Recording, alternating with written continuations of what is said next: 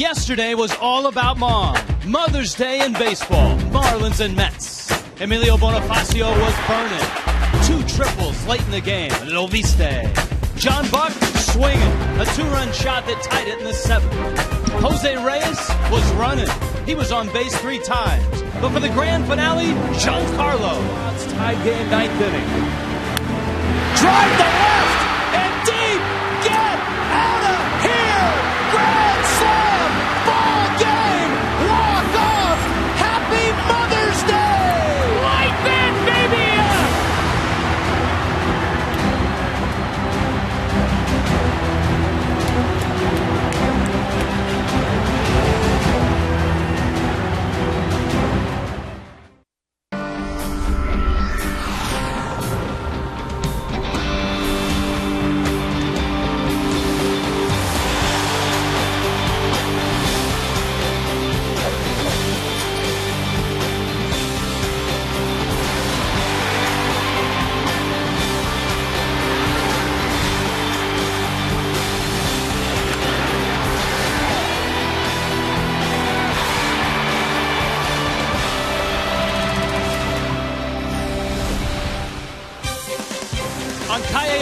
Tonight, the Marlins are back to work after a very happy Mother's Day. The Pirates are here. It's a brief 2-game series. Miami's 2 over. The Pirates are 2 under. Welcome inside Marlins Park. Hi, everybody. Rich Waltz, along with Tommy Hutton. Yeah, it was exciting. Giancarlo Stanton's grand slam to finish the Mets. The bottom line is, though, Tommy, the Marlins took 2 of 3 from the Mets, and it really validated that great 8-1 road trip. It becomes very cliche, but if you win a series, that's what you have to try to do. And all of a sudden now the Marlins have won 4 consecutive series. Now a 2-game series, a little tough to do. You have to win both games. Well, the Marlins made it exciting because their bullpen blew up. And in watching the bullpen blow up and then the Marlins come back, you watch Ozzie Guillen, and the Marlins manager was calm, cool, collected, and maybe there's a good reason why. You know, I think because of the last at-bat wins, because of the 5 walk-offs, he has seen his team mature a little bit. There's some young players, there's some veteran players, but when you have comeback wins, you grow as a team. Really been important. A lot of guys have contributed. Greg Dobbs, Hanley, Ramirez, of course, Giancarlo in the ball game yesterday. Both of these ball clubs have been getting it done with pitching. The Marlins have one of their best starters on the mound, and the Pirates are going with a guy who's done it in middle relief. He makes his first start of the year. How about 6 quality starts for ANIBAL Sanchez, the big guy out of University of Houston, Brad Lincoln, making kind of an emergency start for Clint Hurdle. There you have it. The Pirates, the Marlins, Lincoln, Sanchez. When we return, we'll break down Giancarlo's mighty swing. 6 homers already in the month of May.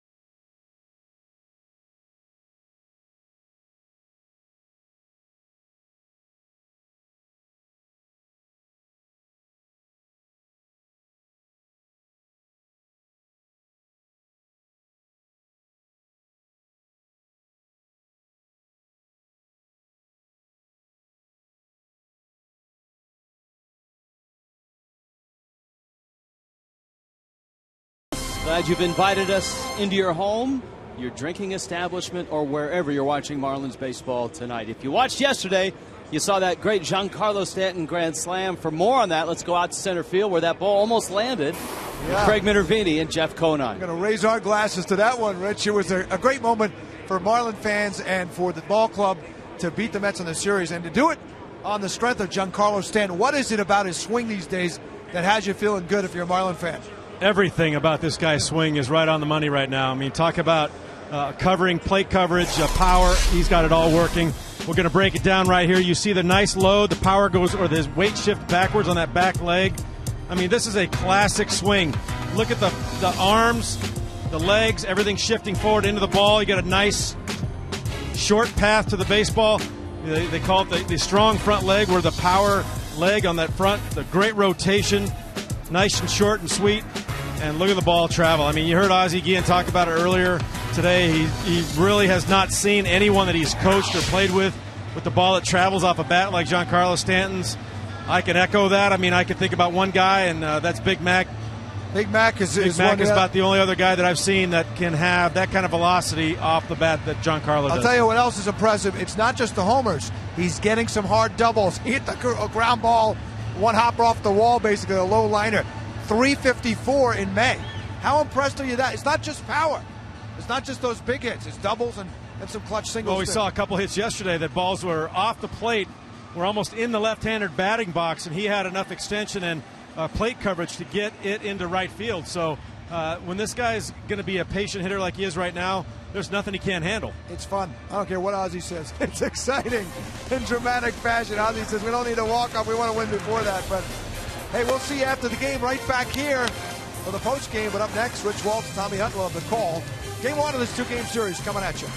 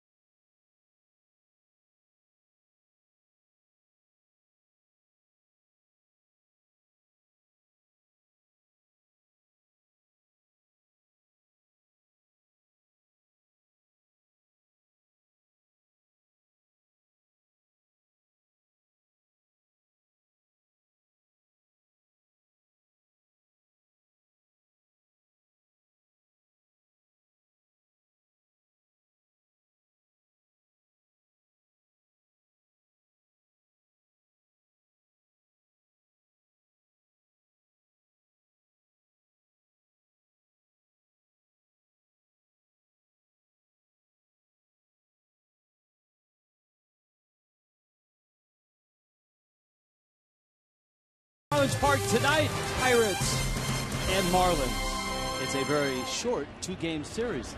Pinch a penny brings you the first pitch. Anibal Sanchez delivers a fastball up to Jose Tabata. Sanchez making start number 7. Been outstanding this year, but he's only 2-0. His ERA right around 2. Tabata swings and misses, and that's a theme going for the Pittsburgh Pirates. This is a team that is 12th in the National League. They have struck out 271 times. Tabata in the leadoff spot. Neil Walker, Andrew McCutchen to follow. Breaking ball. Tabata trying to test Hanley Ramirez. And he's behind in the count now, 1-2. Tabata, 23-year-old Venezuelan. You got a pair of Venezuelans go at each other. Tabata, originally Yankee property, came over in the Xavier Nady trade. 1-2. Big breaking ball's up. 2-2. So many times, Rich, you and I talk about when we give a scouting report for the opposing pitcher, I use the word sneaky. Anibal Sanchez is sneaky with his fastball. His fastball gets in on guys. You see a lot of late swings. They're fooled a lot with the way his fastball gets in on them quickly. You noted his last 4 starts when we talked on Marlins Live. Those last 4 starts, he has struck out 35 hitters. That's amazing. 2-2. Liner, that's a fair ball. Down the line it goes. Stanton over trying to cut it off. Tabata turns around first. He's got himself a leadoff double. And the Pirates, who walked off yesterday, opened this ball game with a double. Well, a couple of pitches, it looked like Tabata was not getting on Anibal Sanchez. That time with 2 strikes, he's able to get it in the right spot. Good solid swing. And Tabata starts things for the Pirates with that 2-base hit. So Tabata's aboard, and here comes a good solid hitter, and Neil Walker. Walker grew up in the Pittsburgh area. This is his 3rd full season with the Pirates.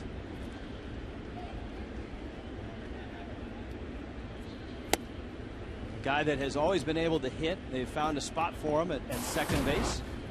Was a high school catcher. Yeah, solid hitter, switch hitter. He gives you a little bit from both sides. Had 36 doubles last year.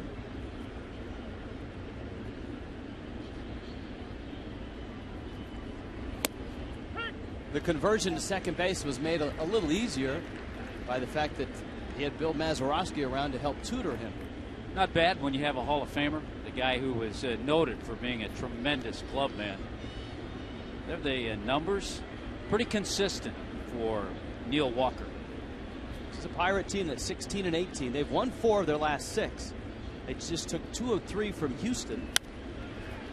In the air towards the wall. Hanley over, and it's just a row too deep for him. Here are the Pirates. Clint Hurdle is their skipper. You saw Tabata double. You've seen Walker at the plate. Andrew McCutchen, the pride of Fort Meade, Florida. Pedro Alvarez at third. Casey McGee at first. Alex Presley in left field. The veteran catcher, Rod Barajas. Clint Barmas, also a veteran, out at short. Brad Lincoln makes his first start of the season. And there is Clint Hurdle, another Florida guy. Merritt Island, Florida. A terrific athlete growing up. That ball's hit to right and hit well. Stanton finds the track. Tagging is Tabata, and he's on his way to third base. So Walker hits it deep, but not out, and the Pirates are 90 feet away with 1 out. Yeah, let's check in on the Marlins defensively with Logan Morrison, Bonifacio, and Stanton in the outfield. Hanley, Reyes, Infante, and Gabby Sanchez around the infield. John Buck is handling Anibal Sanchez tonight, who, by the way, Sanchez has always pitched well in the month of May. 4-0 last May with a 1.66 ERA. He pitched well against this Pirate team last year. In fact, he darn near no-hit him last year. Swing and a miss. Yeah, 1 hit shutout at 11 strike. That's the only hit by Neil Walker, who just hit that deep fly ball. This is one of the most exciting players in all of baseball. McCutchen is now 25.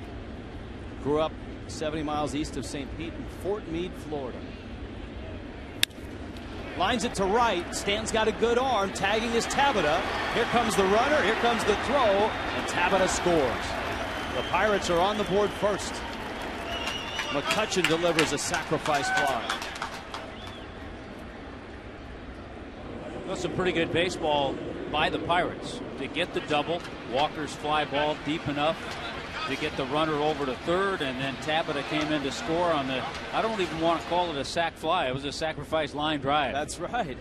He hit that ball hard. And for Sanchez, a rare first inning run. Pedro Alvarez is the cleanup hitter. The third baseman, a first-round pick for the Pirates in 2008 out of Vanderbilt.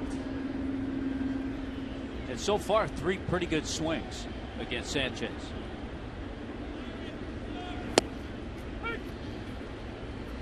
Breaking ball for a strike. See the career numbers for Alvarez against the Fish. Last year, a quad injury shortened his season, and his performance in the big leagues also shortened his stay in the majors. He rehabbed in AAA and then was flat out sent to AAA after hitting 191, 4 homers and 19 RBIs in 74 games. But they're high on him. He, like McCutchen, is 25.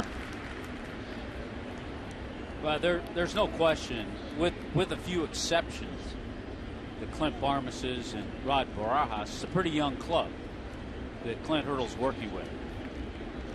You're right. The key pieces: Tabata 23, Walker 26, McCutchen, Alvarez 25, are young. And down goes Alvarez for the 38th time striking out. Buccos are on the board first. 1-0.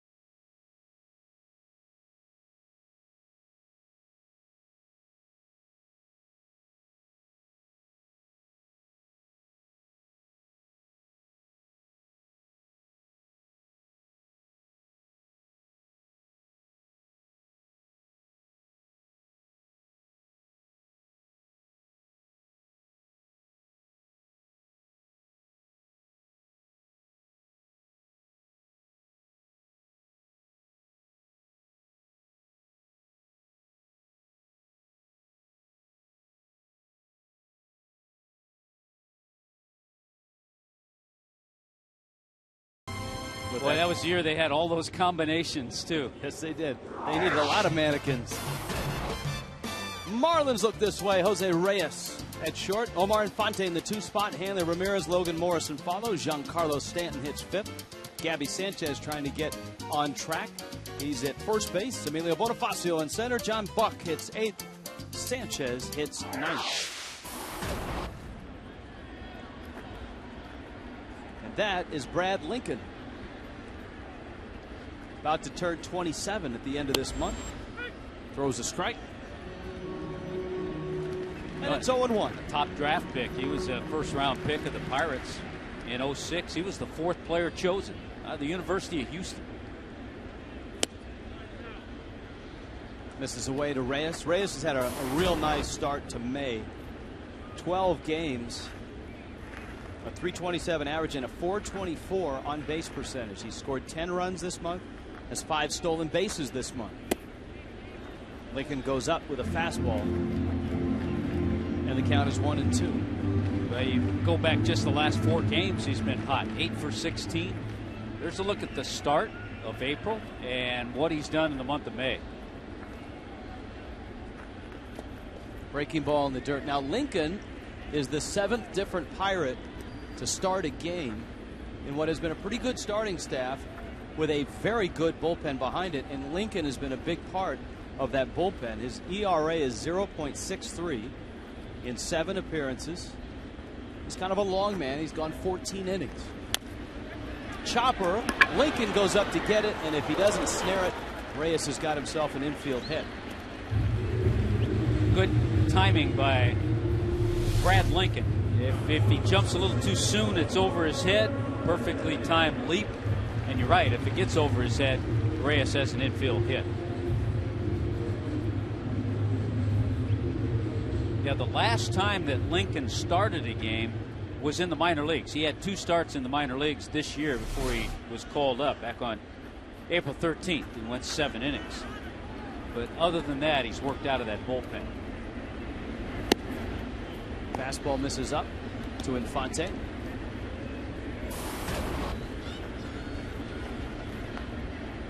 Omar Infante 4 hits in the Mets series. Marlins beating the Mets 2-3.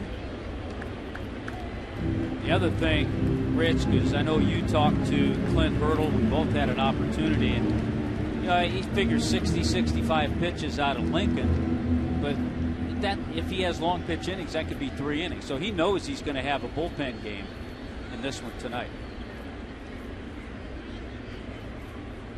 Here's the 2-0. Marlins will see one of the veteran starters that the Pirates have. They have a nice rotation running right now. Kevin Correa tomorrow. He was an all-star last year. Clint Hurdle said today that the pitching, obviously a strength, depth in the rotation. Infante to right center field. Tabata is there. And he makes the catch. Let's take a look at the defense for the Pirates. Well, certainly speed in the outfield with the McCutchen. Actually, Alex Presley has a lot of speed as well. Tabata in right. Pedro Alvarez, Clint Barmas, the veteran at short. Walker and McGee on the right side. And the very well-traveled Rod Barajas behind the plate. But well-regarded. Well-regarded and well-traveled. And closing in on 1,000 games as a catcher. Rod Barajas. Hanley Ramirez now. You see Hanley's numbers against the Pirates. He has always had great numbers for some reason against National League Central teams. Hanley, left field, deep, look out! That's way out of here. This game's tied.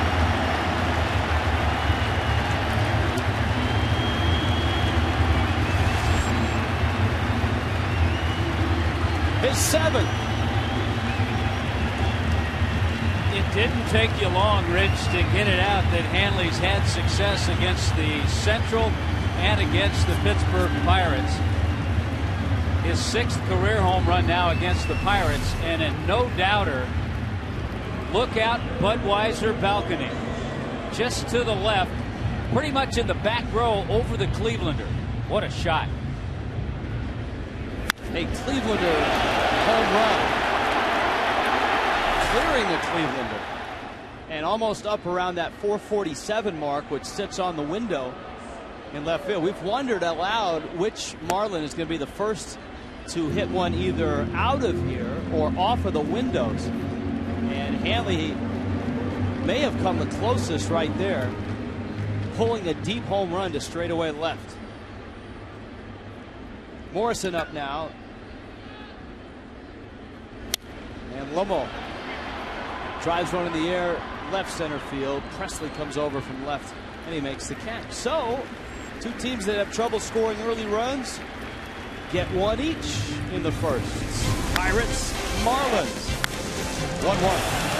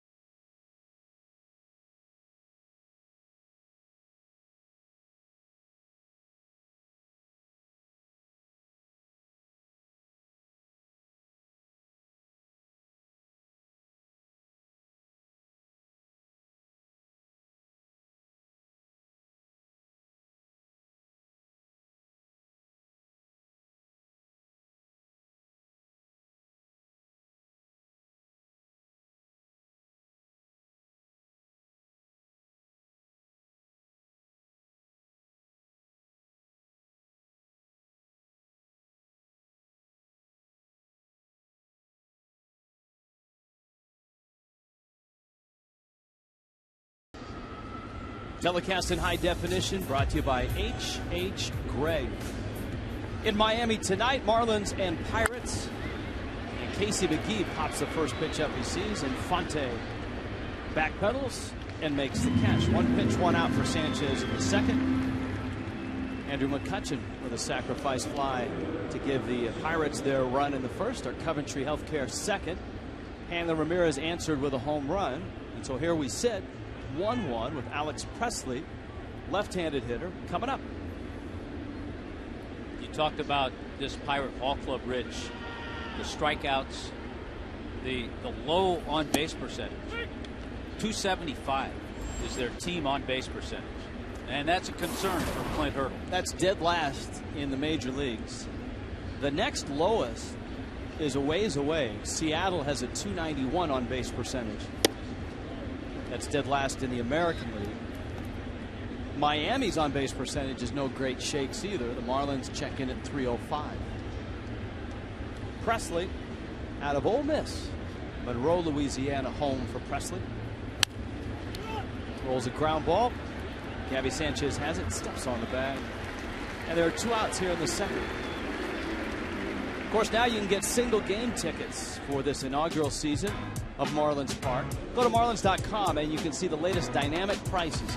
Choose your seats, pick up single game garage parking passes, and print it all from the comfort of your own home or office.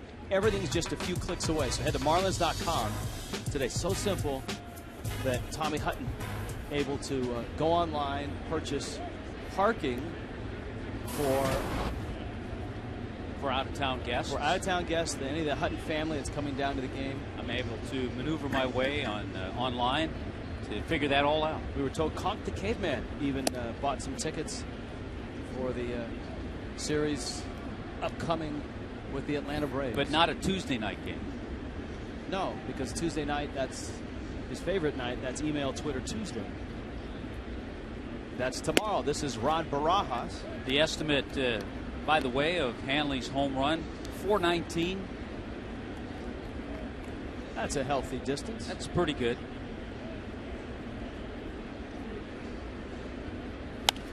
Barajas, he's going up there. Back goes Morrison at the wall, and that's in the bullpen. Rod Barajas plays long ball, just his second of the season. And for Anibal Sanchez, only the third he has allowed all year. Well, a guy who came into his at-bat hitting just 162 with 1 home run finds the Marlins bullpen, number 2 on the year for Barajas. Some pretty good swings, and you can understand on this pitch. John Buck set up outside, the ball tailed back right into a great hitting zone for Barajas.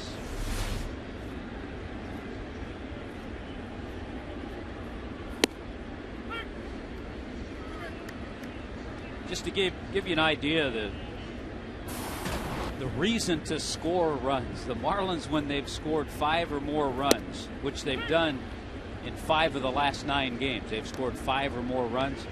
They've gone 5-0 in those games.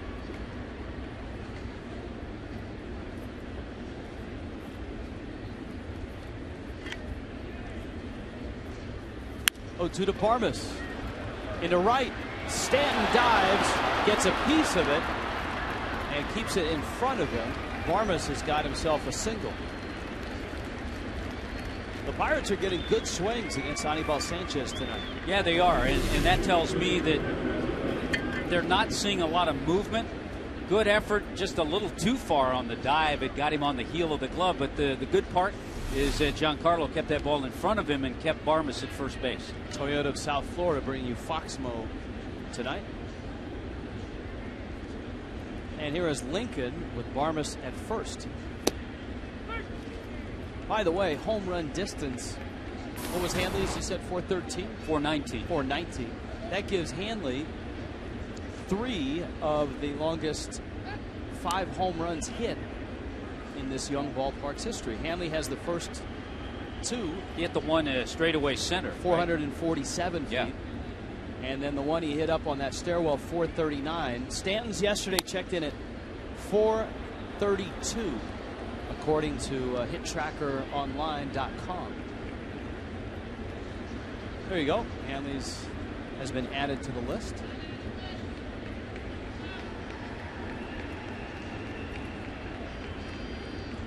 Just like that, our crack staff adds Hanley to the list. John Buck at 409 was 5th, and now he's knocked off the awards platform. JB, see his initials on his helmet. 0-2 to Lincoln. Infante to first, but Rod Barajas, ladies and gentlemen, has gone deep, and the Pirates are back on top.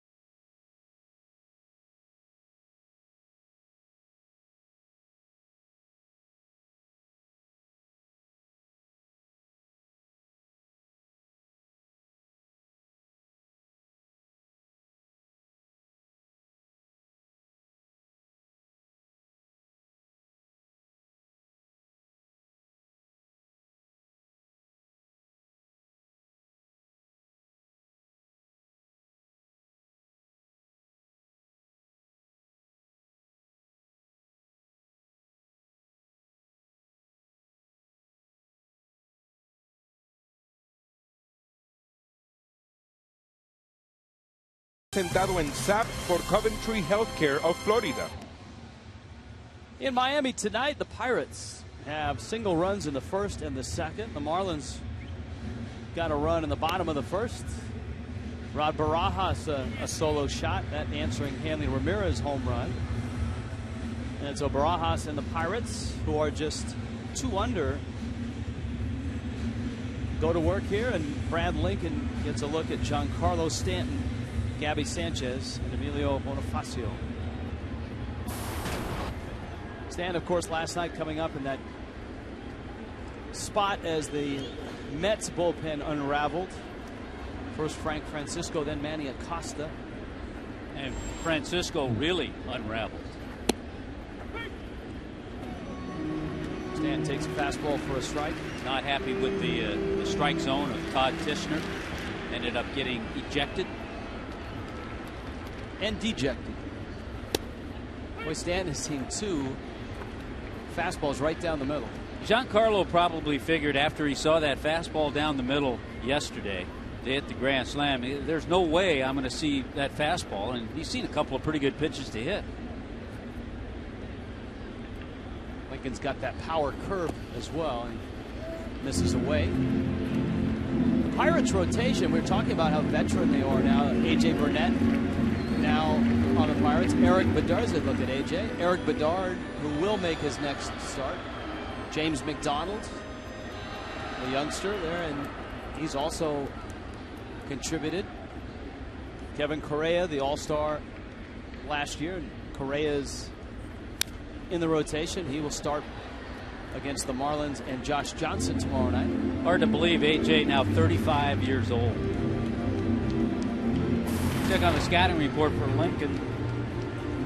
That fastball has some late life. We've talked a couple of times about the power curve. Excellent move to first base. Brought to you by Coventry Healthcare. Pitch is out, and it's 2-2. Actually, the 2 starters in this series, Correa tomorrow night, And Lincoln tonight, two right-handers that both are very quick on their move to first base. Lincoln strikes out Stanton. Well, you add the veterans in Burnett and Bedard, and you've got not only the youngster McDonald, who's made a big leap this year, Charlie Morton, the Roy Halladay clone, so to speak, is also in the rotation, and you back it up with a bullpen that's been one of the best in baseball all season long, and that's how the Pirates, without scoring a lot of runs, are just 2 under. Now Gabby laces one into right field, a base hit. That's where Gabby Sanchez has got to get back to, Tommy Hutton, is that swing where he has popped to all fields. Yeah, there have been a couple of times we've seen Gabby do that. Now he has to sustain that, keep that going. But most hitters, most right-handers, when you see him stay back, drive a ball as Gabby did right there, that's a good sign. Here comes Bonifacio. Well, Stanton did the heavy lifting with the grand slam, but Bonifacio was sure fun to watch in the 7th and in the 9th. He set both rallies in motion. The rally in the 7th, which was a John Buck 2-run homer, Bonifacio tripled right before it, and he tripled to open up the 9th, because the Marlins didn't need 1 run going into the 9th. They needed a couple, and Bonifacio tripled. Buck walked. Greg Dobbs delivered another key pinch hit with an RBI single, and the Marlins were off and rolling. Yeah, you're absolutely right. You forget about a lot of those at bats. Hanley's walk, the sac fly by Reyes. That's trouble. Bonifacio's fly ball. Presley over, and he makes the catch. And there's the speed that you talked about with Presley in left field. Yeah, he has center fielder speed, and between McCutchen and Presley, that's a lot of territory they're able to cover. I'll tell you what, there are a lot of left fielders that don't get to this ball, but a good jump, good speed. Just before it got into foul territory, he made the play.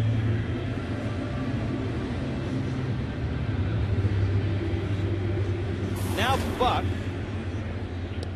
It was a 2-0 ball game until Buck homered off Ramon Ramirez. And for John, he has homered 3 times in his last 5 games. So his stroke is starting to get a little more productive.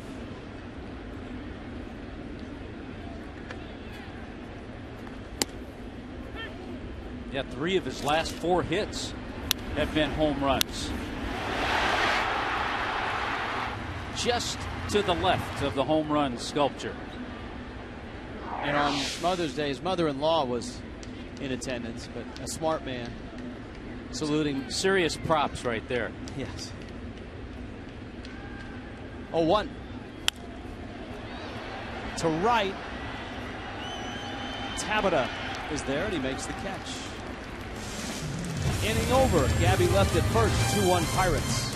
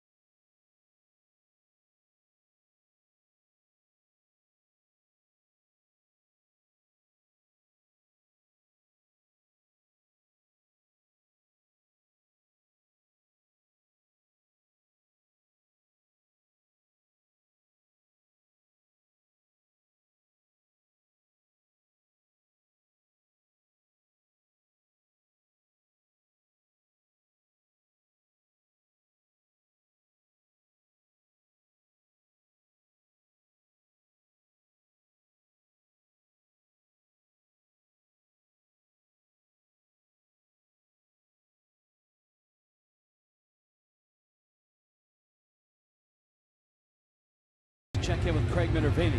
Hey, Rich, thank you very much, and good evening again, everybody. The New York Mets leaving town. Again, no-hitter for the Mets. The Mets have a record now of over 8,000 games without a no-hitter. The Pirates are also on their list in terms of taking a lot of games to get their first no-no. Take a look at this. The Mets over 8,000. The Pittsburgh Pirates, fourth overall, had over 2,900 games, 2,962 until they hurled their first no-hitter, 6 overall. Now look at the Marlins. Took them only 457 games to get their first no-no. First it was Al Leiter, followed by Kevin Brown. And then you have the Expos Nationals franchise. Very interestingly enough, it took them only 8 games. In their 9th game, Bill Stoneman threw a no-hitter at Connie Mack Stadium. And of course, Marlins announcer Dave Van Horn was there to call it. Dave said it was exciting for him because that was the stadium he grew up going to see baseball games, seeing the Philadelphia area teams. One other note, 2 of the guys who have authored half of the no-hitters are in this ballpark, of course, tonight for the Marlins. Anibal Sanchez on the mound, and A.J. Burnett, now a Pittsburgh Pirate. Guys? Thank you, Craig. For Anibal Sanchez, his little less effort than A.J. Burnett's. A.J. Burnett. You witnessed Burnett's. That was in San Diego? In San Diego. It truly was a game where you didn't think he had a no-hitter going because he walked 9. Pirates have single runs in both innings against Sanchez. A breaking ball in the dirt. Tabata chases. Tabata opened the first with a double. Slicing a line drive down the right field line. He moved up on a deep fly ball out from Neil Walker, and then Andrew McCutchen scored him on a line drive sacrifice fly. That ball's well hit.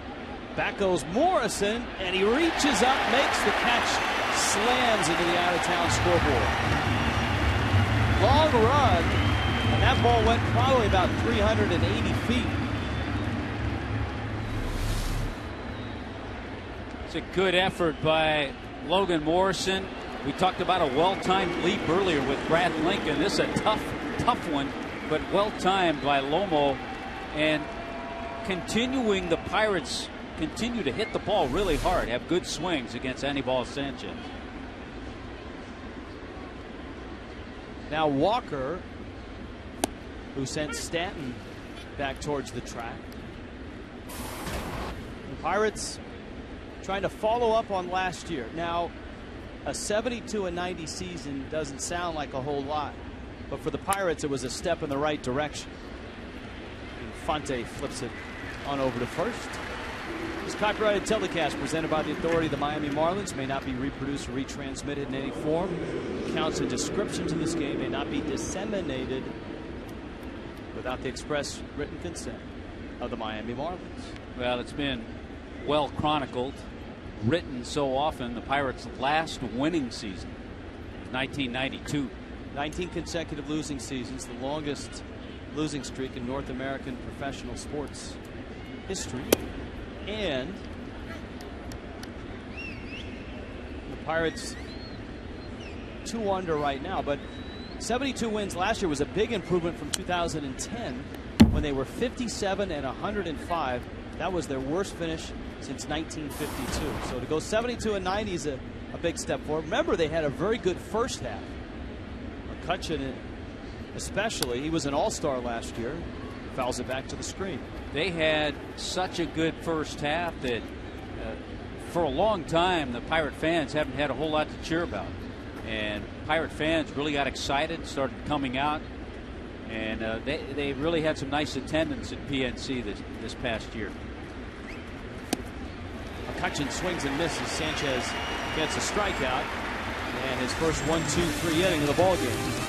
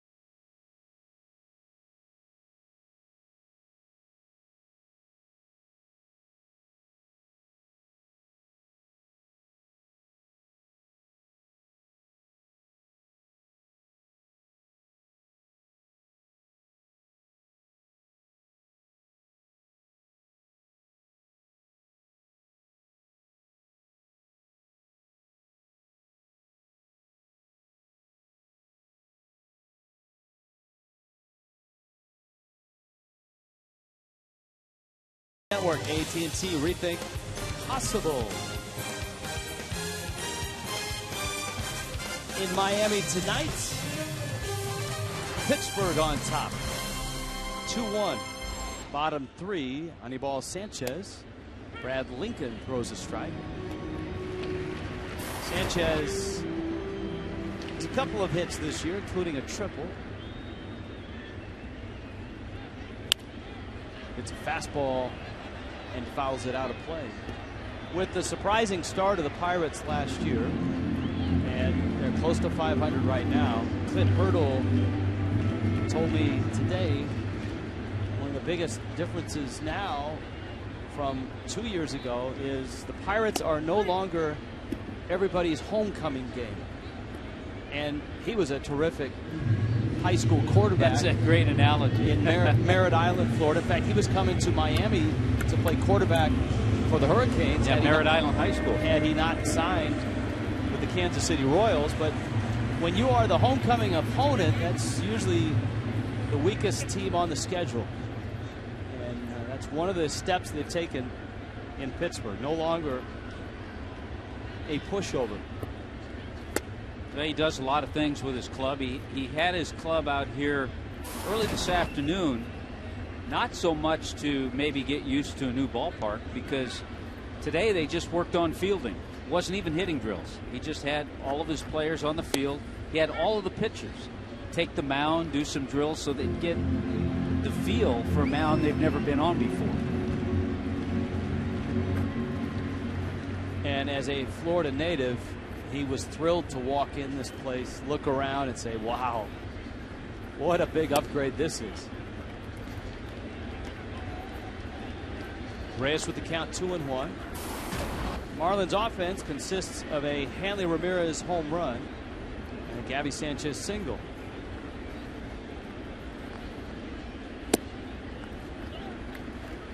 Lincoln hasn't thrown a whole lot of pitches. He's only thrown 30 pitches. First 3-ball count either pitcher's had. And his pitch count is an issue because he's, as you pointed out, he has started in the minors, but he's been a reliever this year. This is his first start at the big leagues this year. Now we'll get a first-hand look at that move to first. It's so quick. The 4 for $54 family pack is a great way to bring your family to Marlins Park. 4 tickets, 4 hot dogs, 4 sodas, 4 bags of chips, starting at just $54. The 4 for $54 night is tomorrow night. Marlins and Pirates at 7:10. Individual and group tickets available online at marlins.com. So tomorrow night is a 4 for $54 night. Infante fouls it back. Brad Lincoln, one of the many pitchers that's gotten to this level, and many in college and high school that has undergone elbow reconstructive surgery. Had that back in 2006. It was right out of the University of Houston.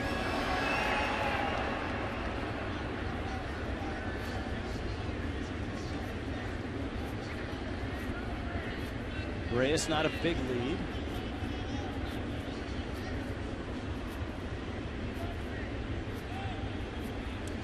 And he is back standing.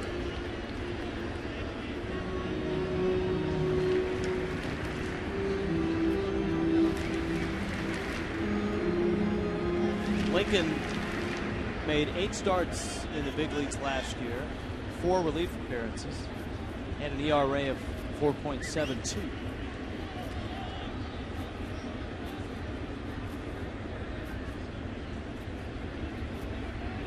That's the better move, and it pops away. Reyes is going to scamper towards second.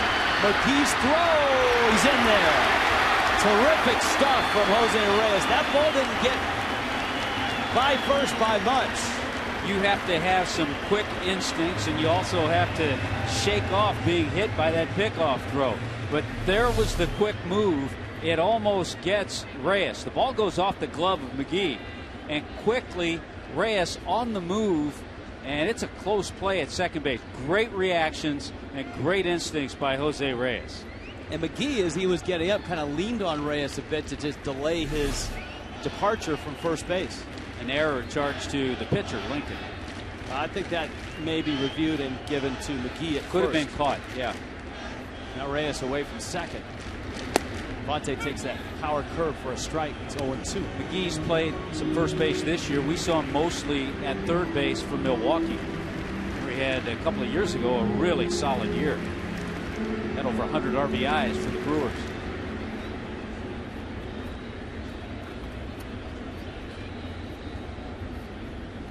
Infante took an 0 for yesterday, but he still had 4 hits in that Mets series. Breaking ball, ground ball. Alvarez crossed the diamond in time. Reyes still resides at second, and here comes Hanley, who homered the solo shot in the first.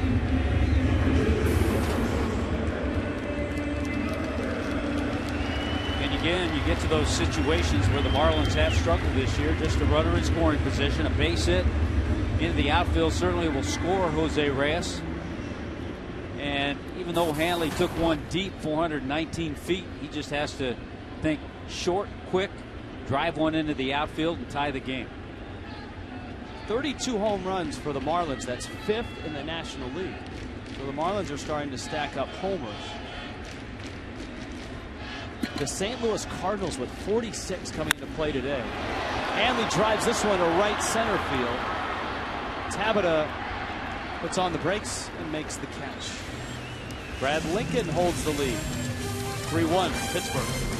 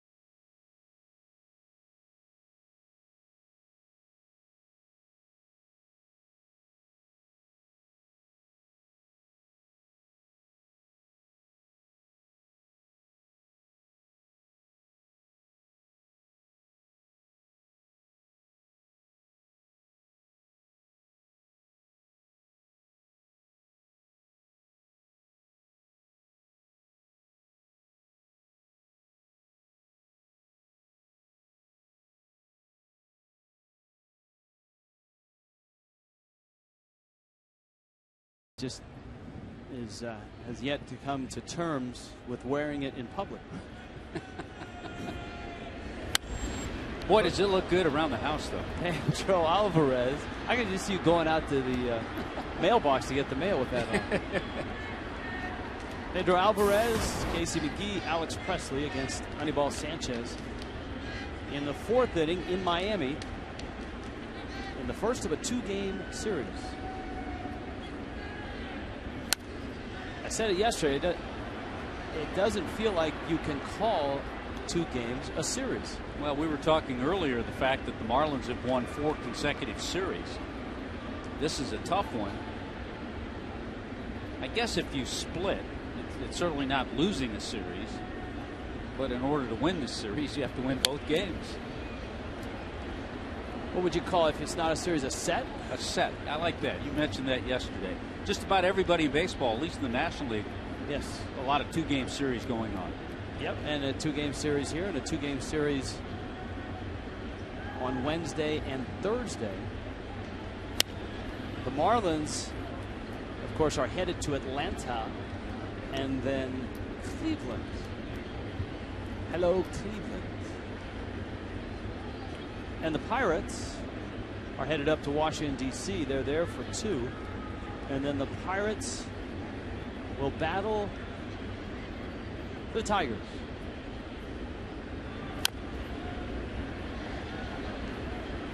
Oh, 2. Everyone's still eagerly waiting to hear what the 2013 schedule will look like. And I know that's not an easy task, and the folks at Major League Baseball are still kicking around ideas. One of the main themes we've heard is that the home and home with natural rivals will go away. Good change up there from ANIBAL Sanchez. AT&T trivia time. That always arrives at the top of the 4th. Let's flip the phone. It's always 8:58 on that phone. Did you notice that, Tommy? We're like an hour early on that phone. Who holds the Pirates record for leadoff home runs? Well, Andrew McCutchen was in the leadoff spot for a while, wasn't he, when he started his career? First couple of years, yeah. You got to consider him. Did Barry Bonds ever hit leadoff early in his career? Barry Bonds hit leadoff all the time early in his career. Oh, that was easy. I was going to throw out an Omar Moreno. Thanks for coming. Your parting gift is at the door. Breaking ball for McGee. See, now that's the one that tomorrow night on email and Twitter Tuesday, we'll get a lot of fans saying, don't answer him so fast. But most of the time, we're just guessing. But most of the time, we just guess. What do you mean most of the time? All of the time, I guess. I did not know that you did actual research on the AT&T trivia question. Here's the 2-1. So like I said, the possible scenario next year is that the Mets and the Yankees will still play, but instead of 6 games, it'll be 3 games. Possibly 2 at one ballpark and 1 at the other. Marlins and Rays would play 3 times. Maybe 3 in one place 1 year, 3 the other. Or you could, it's close enough that you could do 1 game. He could do it that way, yeah. Certainly the Mets and Yankees could do that. Yep. White Sox, Cubs could do it. Athletics, Giants, Dodgers, Angels. Cardinals, Royals. Cardinals, Royals. But the Astros moving mean 15 teams in both leagues, so interleague game will occur on opening day. Who's going to open the season in interleague play? Probably be the Astros against like the Cardinals. The old National League Central matchup. A team that they've seen for years. As it is, the odd thing about the Fish and the Pirates, the Marlins and the Pirates play 5 times this year. That's a ball down the right field line. It's trouble if it's fair. It is not. It's foul. We've talked about this a couple of times. The Marlins play the Pirates 5 times, yet they play the Red Sox 6 times, and they play Tampa Bay 6 times. That's just kind of getting us ready for next year.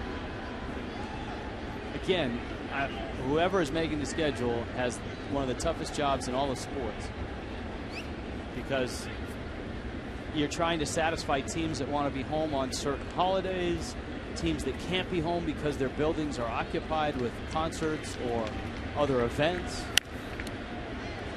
This one might be playable.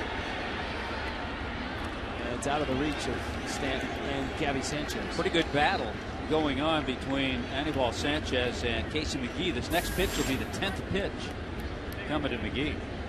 You talked about McGee and his run with the Brewers.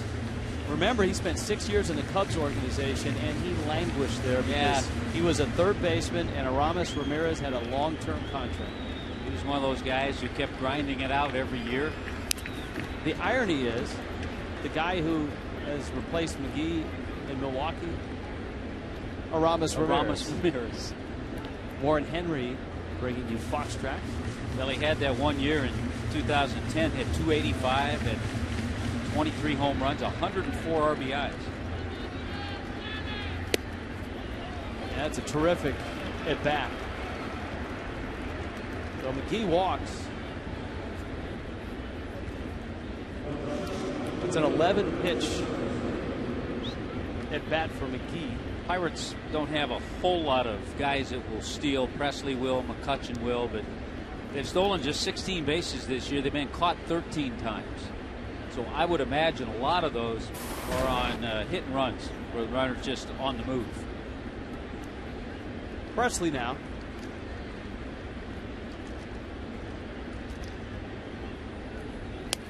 Bunts, and it's foul.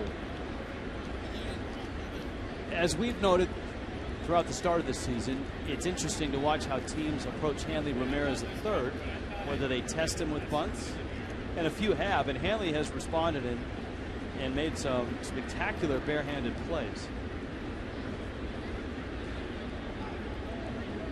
And in some cases, like Alex Presley, he's going to bunt on anybody. It's part of his game. It's in his contract, Tommy.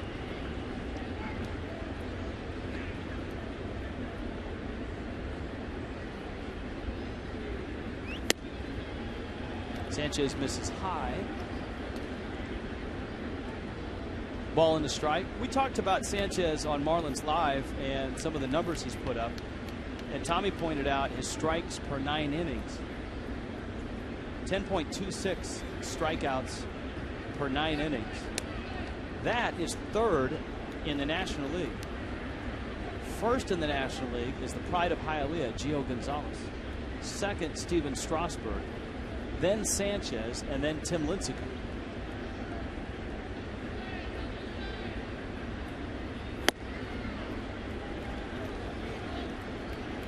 Tommy, this is one of those new metrics that I know you've grown to like. Strikeouts per 9 innings. The whip that Sanchez has. I like that. I like the whip. Is impressive. He's 1.04 walks and hits combined per innings pitched.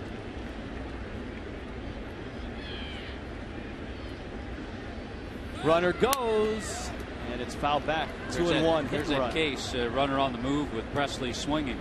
First 3 innings, Anibal Sanchez threw 40 pitches. He's getting close to 25 now in this inning alone.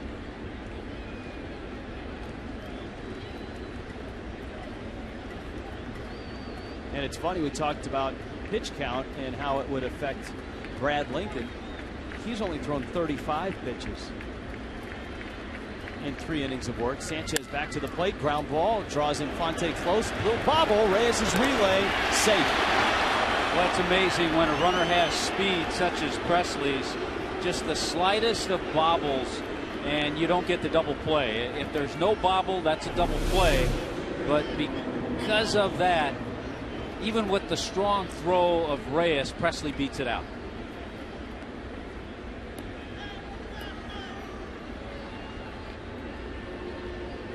And now Presley with 2 outs. Good look at Foxborough. That was a little trouble getting it out of the glove. And that didn't take long. I know it took longer in Foxborough, but in real life it didn't take that much longer. Now here's a guy who could be running with 2 out. Presley with his speed. On the year, Presley has 3 steals.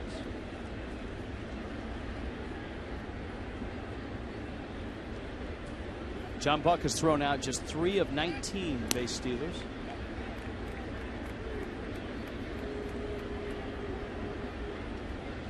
Rod Barajas hit one into the Marlins bullpen in the 2nd.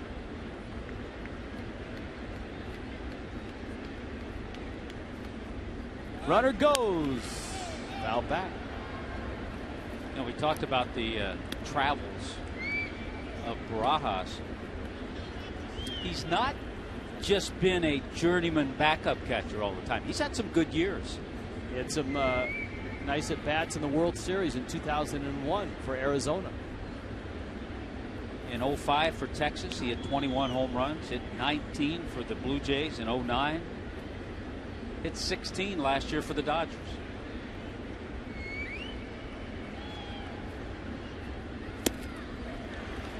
He was trying to yank one there. And a big uppercut. Barajas out of Southern California.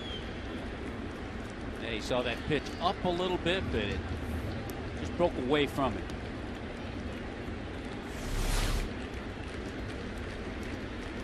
He's a little different than Henry Blanco. Blanco maybe a little better defensively, but Barajas offensively. Yes, which has afforded him more playing time in his career. Sanchez gets the strikeout. Long inning in terms of pitch count, but Sanchez gets through. Pirates still on top here at Miami, headed to the bottom of the fourth. It's 2-1.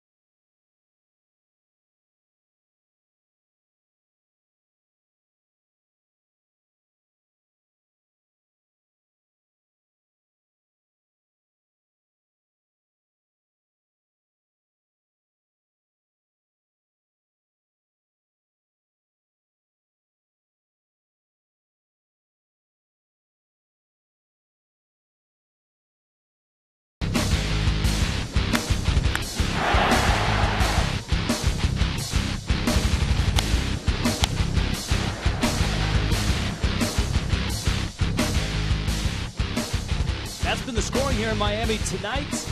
Marlins Park with the roof closed, windows shut tight, AC on. 2-1 Pirates.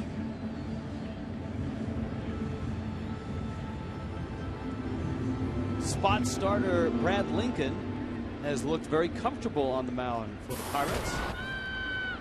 His pitch count quite low. He's at 35 pitches. Logan Morrison second time around, then Giancarlo Stanton and Gabby Sanchez, 4, 5, 6 in the Marlins order. The Pirate finished last year their best record in the past 7 years.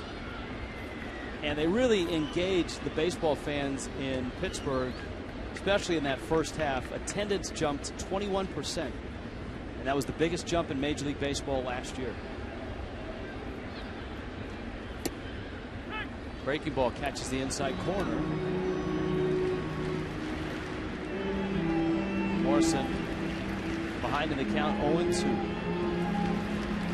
Bryce Harper has hit his first big league homer, and the Nationals lead the Padres 4-1 in the bottom of the third.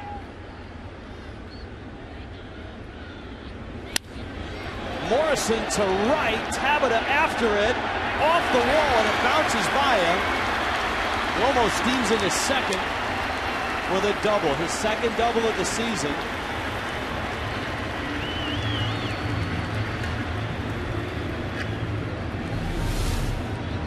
Boy, a sweet swing by Logan Morrison on pitch in, and he just brings the hands in so nicely. Line drive midway up the fence, kind of comes back into right field, chased down by Tabata. Now, correct me if I'm wrong. Have you seen a left-handed hitter hit one out to right field? No. In regular season play? No. The one that I keep remembering is Gabby hit one in one of the exhibition games. Grounded at third. Nice pick there by Alvarez, and he throws out Giancarlo Stanton. Stanton's 0 for 2 now. He does not move the runner over. Doesn't get him in. And now Gabby, who singled back in the second, comes up. I think as years go by and we see more discipline in Giancarlo, we'll see a better at bat in that situation. I mean, he's not the kind of guy you want to give up and just hit a little roller to the other side. but he needs to look for a pitch out over the plate that he can drive the other way, as opposed to going after the first pitch that was in that he pulled. Well, Gabby got a fastball in the outside part, and he punched it into right field in his first at bat. Lincoln goes further away with a breaking ball, and it's 1-0. Marlins hopeful that Gabby's bat comes to life here. His batting average at start of play was 194. Of course, this is a guy that has had 2 very solid years in the big leagues. It's hard to say he's got a track record, but he does have a track record coming up in the minor leagues and his first 2 big league seasons. Yeah, and the other part of that track record is his first 2 years, he's had very good first halves.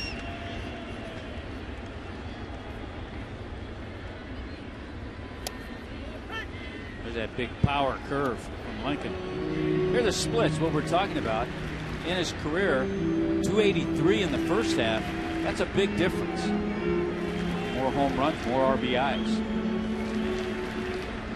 Gabby's hit 19 homers in each of his first 2 years, 2010, 2011. Drove in 78 runs last year, the 1-1. He was after that breaking ball. 1-2. Leadoff double by Logan Morrison in the bottom of the 4th. Well, I tell you what, yesterday was a day of grand slams. Nelson Cruz of the Rangers had a big night for Texas against the Angels. And how about Joey Votto hit 3 home runs, and his last one was a walk-off grand slam. Cincinnati beating the Nationals. 1-2 coming. Gabby goes after a high fastball, lines it to deep right. Tabata ventures out there, makes the catch. Morrison now at third, and up comes Bonifacio. 2 outs. For those of you that had the audio down or are watching at an establishment where you can't hear anything, here's the answer. See, it's 8:58 still on that phone. Who holds the Pirates record for leadoff home runs? I think we nailed it early on. 150. Barry Bonds.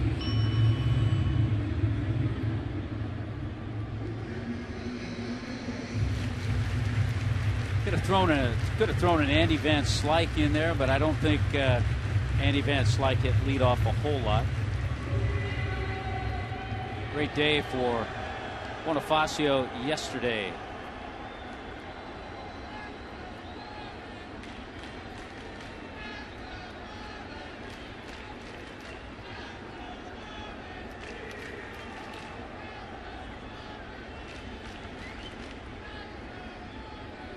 Bonifacio takes a strike. Tommy, I'm calling in question the answer to the AT&T trivia. Doesn't Ricky Henderson hold the record for leadoff homers? And I don't think it's as high as 150. No, it's in the 80s, 70s or 80s. Might just mean as a leadoff hitter, I think, Rich. Not leadoff home runs. I think home runs as a guy hitting in the leadoff spot. He may come up 4 times in a game. I may have to explain this to you a little more in depth. We're going to have to get the lawyers involved. Morrison at third. Crackstaff is working. 1-1 pitch is out, and it's 2-1. Bonifacio's at bats have rapidly improved in the Mets series. Of course, a couple of triples in yesterday's ball game. His first 2 triples, surprisingly, especially in this ballpark, of the season. Lincoln is 2-1. Back into center field. This game's tied. I'll tell you what, his at-bats have improved. Bonifacio, and maybe it has been Ozzie Guillen dropping him from the number 2 spot to the 7 spot. Guillen said he just wanted him to relax a little bit, and that seems to have done the trick. It has. You know, you always wonder, would it have happened had he stayed in that spot? But you put the part of relaxing into it, and maybe just down in the order, just by relaxing, he's changed everything. His thought process is hitting. Romo likes it. And now you look for him to steal, but you also have to be aware of that quick move.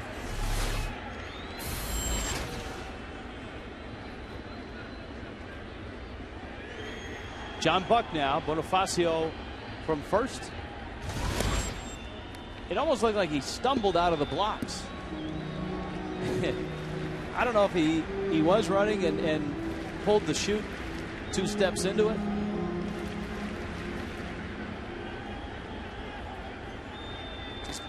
Sometimes really quick base runners can do that. Put the brakes on if they feel they didn't get a good jump, or if they think the pitcher was quick to the plate.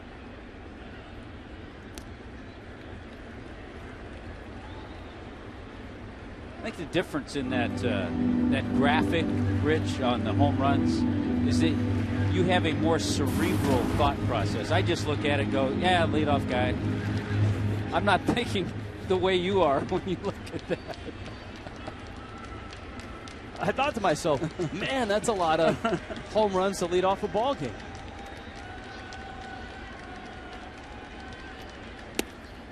Buck takes a breaking ball for a strike. And you being the big Ricky Henderson fan that you were. I was. I saw Ricky Henderson's Major League debut. Emilio Bonifacio is 17 of 17. And we put that in perspective just to tell you the Pirates as a team have 16 stolen bases.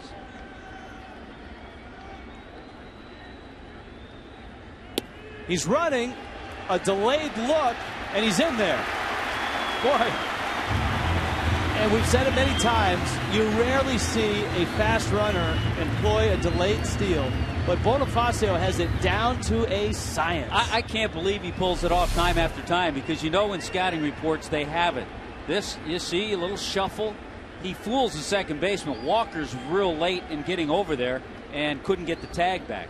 So not only was he deceptive to the catcher, he was deceptive to the second baseman. He continues to fool teams with that delayed steal. And that's the point, is deceiving both the middle infielders and the catcher. Now the 1-2. Buck fouls it back to the screen.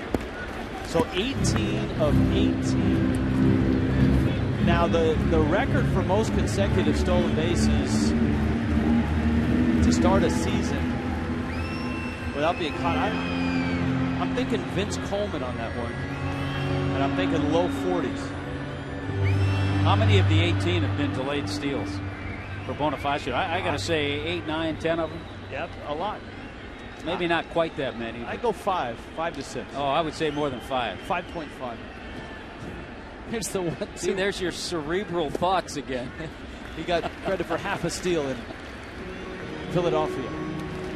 2-2. Bonifacio at second. What an exciting sight it was in yesterday's ball game to see Bonifacio with 2 triples. And in one of those triples, you almost had the feeling, had he made the turn and given it a shot, it would have been a close play at the plate. This isn't it bad. This is where number 8 hitter, boy, first base is open, but you got 2 strikes on you. The pitcher's on deck. It's a tough spot. Tempting, certainly, for Lincoln to try to get the strikeout. Buck pops it up. Right field. Tabata under it and makes the catch. But the Marlins draw even. A double by Logan Morrison and a single by Emilio Bonifacio.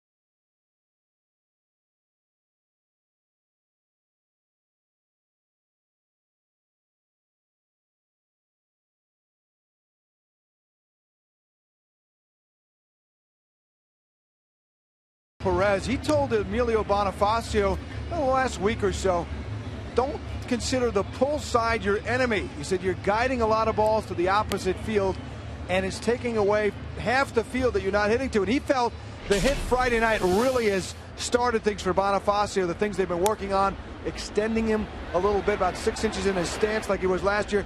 This hit here where he pulled the ball to right field was a big one in Perez's mind to help Bonnie think that don't narrow the field and just glide out to left center, but hit it hard and hit it right through. You saw the hit here in this game, a line drive to center. You saw good line drives on the triples in the game yesterday. They did look back at videotape from last year and again extended where his feet were a little bit further out, about 6 inches or so. He said it also helps him drive through the plane and hit the ball hard. And little tips like that from your hitting coach every now and then, it's great to see it pay off.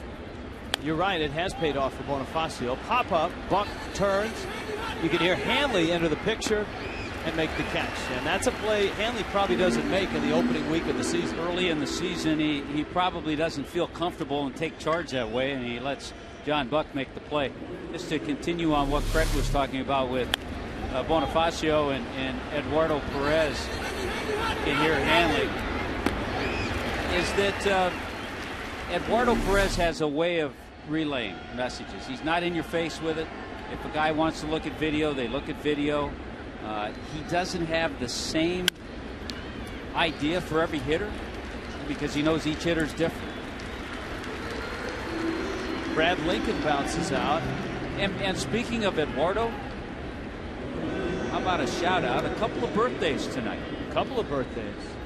Marlins bench coach Joey Cora celebrating a birthday, and unbeknownst to Joey Cora, sharing the birth date with Tony Perez.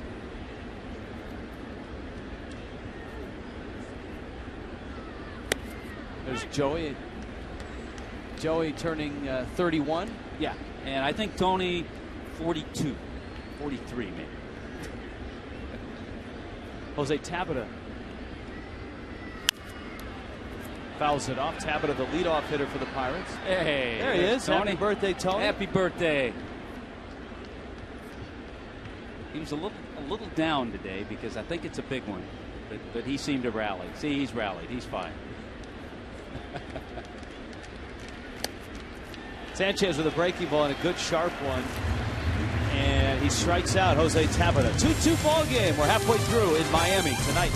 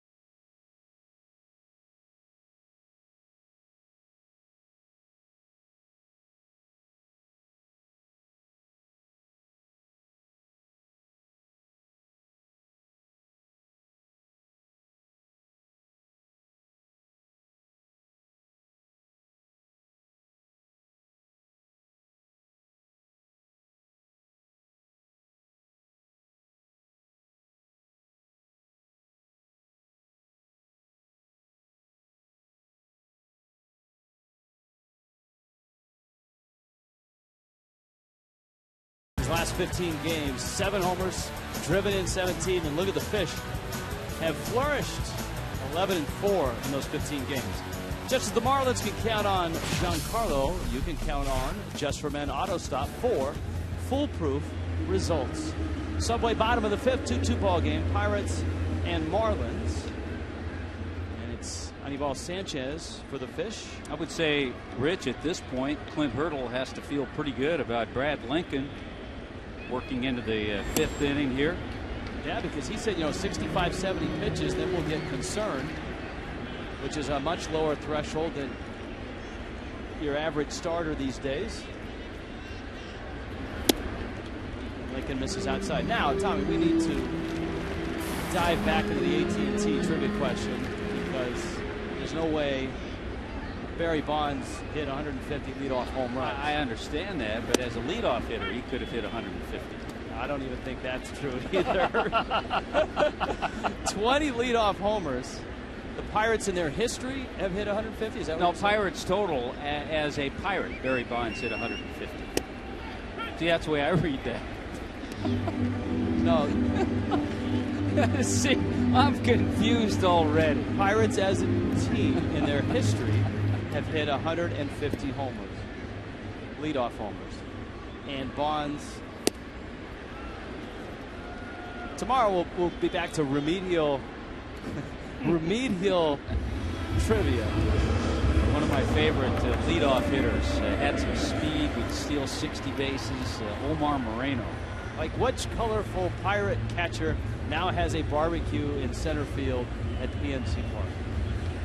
Now that's a remedial trivia question. It's not Mike LaValle. It's Manny Zangian. It's not Ed Ott. Ed Ott, that's a good name. Here's the pitch to Reyes, a breaking ball, a strike. At one time, the shortest name in baseball, Ed Ott. If Sadahura O had played in the big leagues, he would have beaten Ed Ott by 1 letter. Yeah, well, no, I'm going both names, first and last. Oh, see now we can't. It's a little different than Salta Lamont. That's the longest ever our crack staff is telling us. How did we get on this? No. Let's get back to this 2-2 game. Reyes bounced back to the mound in the first, walked in the third. Fish got a homer from Hanley Ramirez in the first. Double by Logan Morris in the fourth. He scored on a 2-out Bonifacio single. Reyes smacks a foul ball up and into the seats. Roof has been closed. They shut the lid on Marlins Park at about 4 o'clock. It has turned into a very comfortable evening indoors. You know, and during batting practice, the sliders, the windows were open for a time. The rolling windows. A great story, Tommy, and it was relayed to me by one of the good baseball people we know, Woody Woodward, former general manager of the Seattle Mariners, now a scout. I passed Woody on my way back and his way out to the Taste of Miami. I was returning with a pork sandwich. He was going to get a Cuban sandwich. Roller towards short. And a quick throw by a good shortstop, Barmas. And Woody said he had swung by. He wanted to walk the entire ballpark, and he did. And when he went by the Budweiser balcony, the bartender out there had a baseball. There's the Taste of Miami. That's where Woody was headed. But he had swung by the Budweiser balcony, and the bartender out there had a baseball, and it drew Woody's attention. He said, "How did you get a baseball?" Woody being the scout that he is. Yes, and the answer was the first ball hit up into the Budweiser balcony, the Budweiser bar. They're waving at us right now.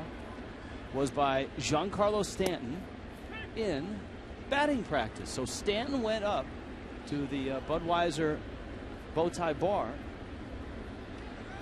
in BP. And none of us are surprised at that.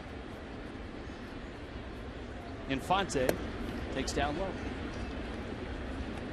Leave it to a good baseball man like Woody Woodward to make the show and come up with a good story like that. And to scout out the good food in Taste of Miami.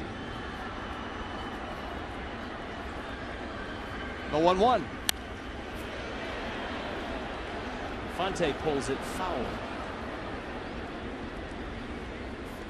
You and I were talking about back in the third inning with Reyes at first base, the pickoff attempt, the throw that got away, and Reyes moved on to second. They have changed that to a first baseman, error to the first baseman, Casey McGee.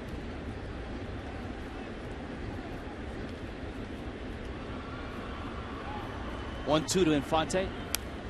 Fastball foul back. By the way, if you're out there at the Taste of Miami and you want the pork sandwich, Papoyega Ipon, that is the name of the restaurant that makes the pork sandwiches out there. That's right next to the Cuban sandwich stand. I know, I watched you eat it. It looked good. I may venture out there tomorrow. Dos Camarones is the shrimp stand. 1-2. Infante got the breaking ball, hits it to left, but lifted it too much, and Presley backs up in front of the Clevelander and makes the catch. You gotta love the Cuban sandwich. Chop, chop.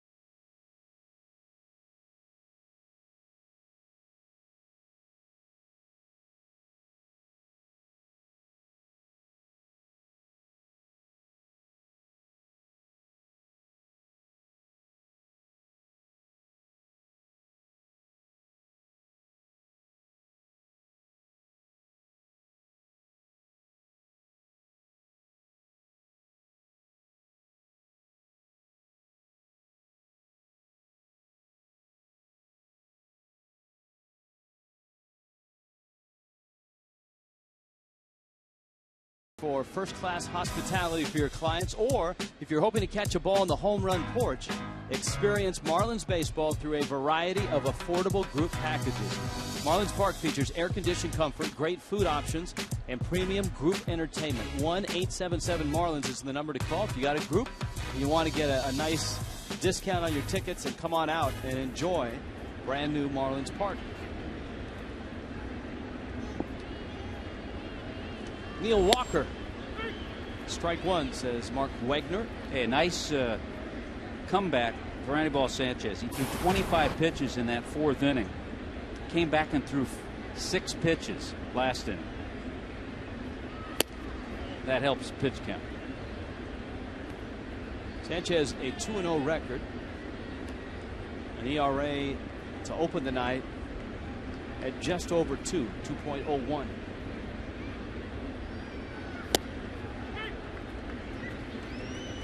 Walker takes a strike. Pirates got their first run in the first, and Walker was a part of that. His fly ball sent Stanton back to the warning track and right, and that moved Tabata from second to third. He hits a deep fly here that Bonifacio will find and catch for the first out of the 6th inning. And they certainly know this is a big ballpark. Clint Hurdle told both of us that one of the things he did when they were out here early this afternoon was walk around the entire park just to get a feel, get an idea.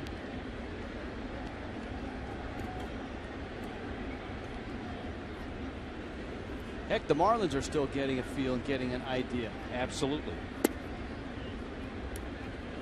Now McCutchen. His sac fly was a line drive to Stanton, and then he struck out in the third. That's by Reyes into left field. It sounded like he broke his bat, and McCutchen a threat to run with 6 stolen bases.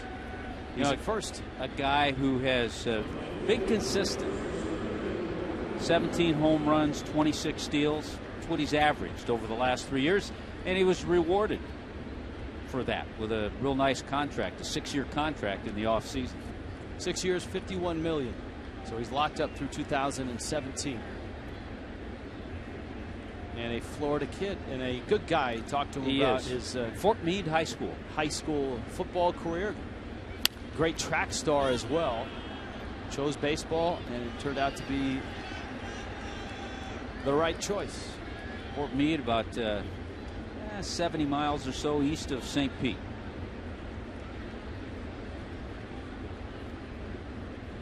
Always has a group that comes over to watch.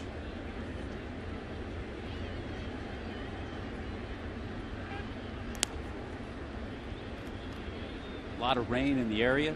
Some folks have texted me, let me know that on a drive down, a lot of rain coming down, but no worry. Game on.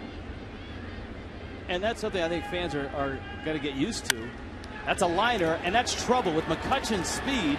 Into the gap it goes. McCutchen is flying around third. He's going to score easily. Pedro Alvarez, RBI double. McCutchen ran out from under his helmet right around third base. He can really motor. Alvarez had struck out twice, but he makes it a 3-2 Pirate lead. Pirates certainly want to see a lot more of that from Pedro Alvarez.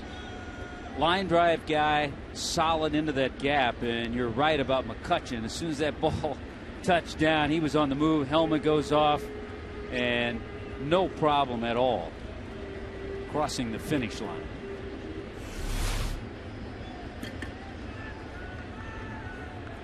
Still one out, and now McGee, who's popped out and walked, with Alvarez out at second. Tapper, Reyes waits, throws him out. For the last time and the only time this year that Anibal Sanchez has given up 3 runs was his second start of the year. Right here against Houston, he went 6 innings, gave up 5 hits, 3 runs. Every other start, he's given up 2 runs or less. And I believe in that start, only 2 of the runs were earned. Yes. Presley now. So the first time all year he's given up 3 earned runs in a game.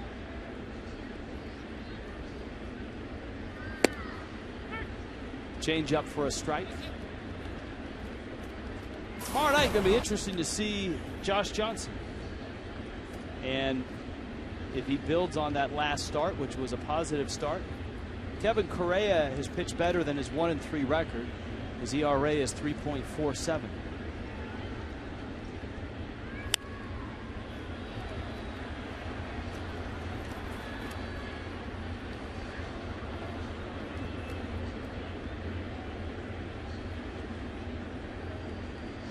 Oh, 2.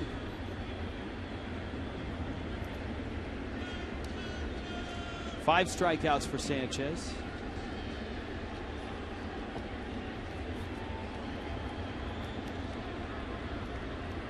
A look at Alvarez, who has untied this game, and it's kind of the way that the pattern of this game has gone. Pirates 1-0, Marlins tied it.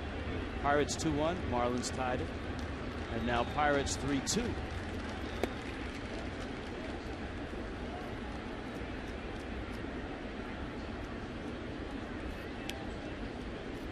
Presley, an 8th-round pick out of Ole Miss in 2006. So odds are he and Chris Coughlin were teammates. Yeah, I think we checked on that last year. They were.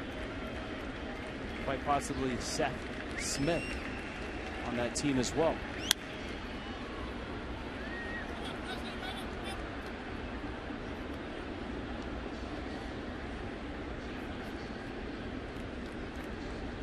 Ball and 2 strikes.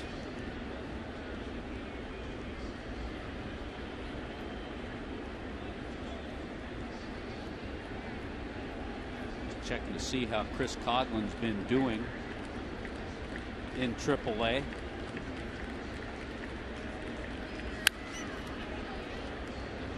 Infante gets a nice hop on to first, but the Pirates RBI double from Pedro Alvarez and back on top 3-2.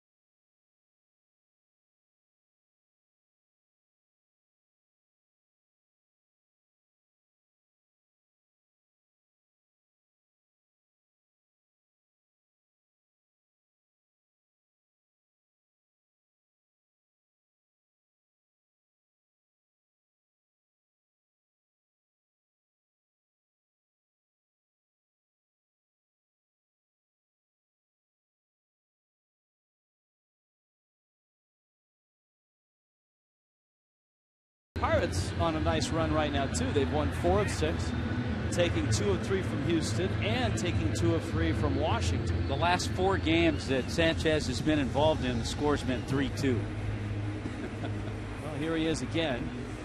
Marlins trying to get him some runs. The Marlins coming perilously close to facing a Pirate bullpen that is very, very good while trailing.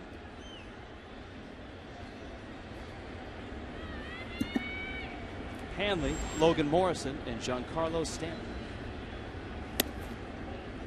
Brad Lincoln a spot start here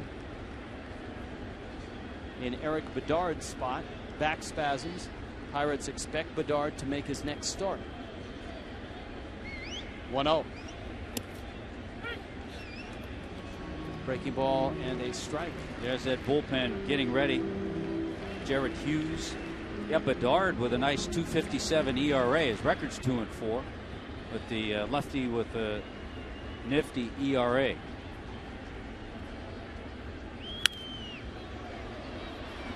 Hanley's home run was in the first. He flied out in the third.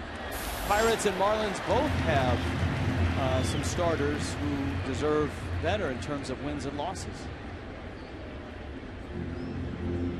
I had mentioned, by the way, Chris Coghlan in AAA in New Orleans. 12 games for Cogs. He's hitting .226. Has 4 doubles, no home runs, 6 RBIs.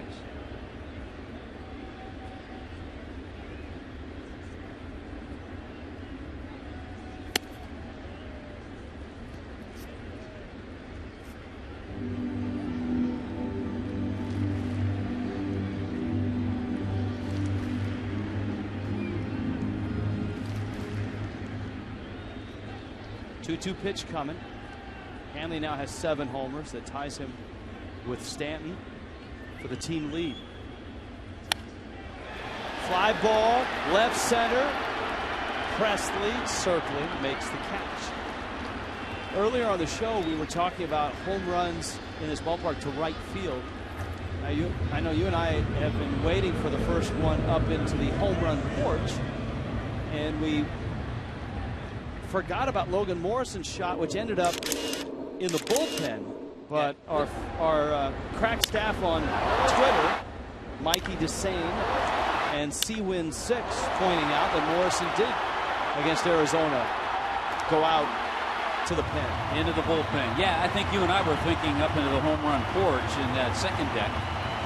I think Lomo can find his way out there. Morrison's double, flied out. In fact, Morrison almost found his way out there with his double. He doubled off the wall. He's got a couple of home runs this year.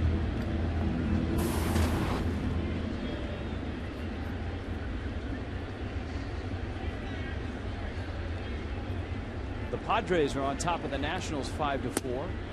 Boy, at one time the Nats had a 4-1 lead over San Diego. There was a collision at the plate in that game. Chase Headley and Sandy Leon, who was called up for the injured Wilson Ramos. He's not quite as bad as Buster Posey, but Leon was bent over backwards and had to be helped off the field. Wow, just what the Nationals need, another injured catcher.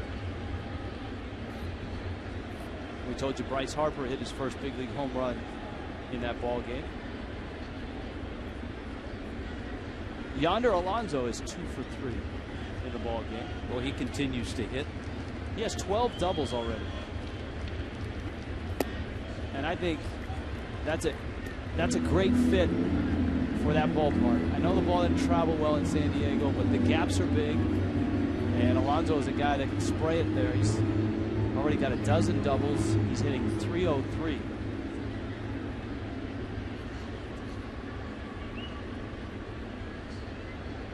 He might be your Padre All-Star right now.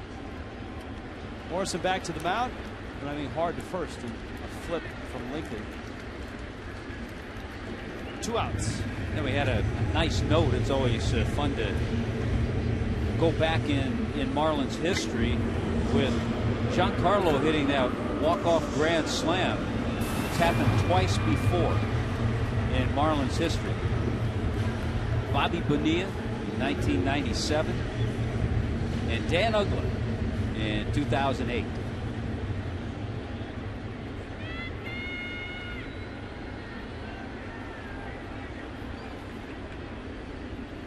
Now Stanton fouls the fastball back. This is a military Monday here tonight. And the Marlins on Mondays celebrate the military. If you are active or on reserve or a veteran and have your military ID, you'll get a ticket to the ball game. That's a great offer. And we always thank all of our military. Shallow center. Out goes Walker. In comes McCutchen. And it's Walker who's way out there in right center field who ends up making the catch. Where were you, Andrew?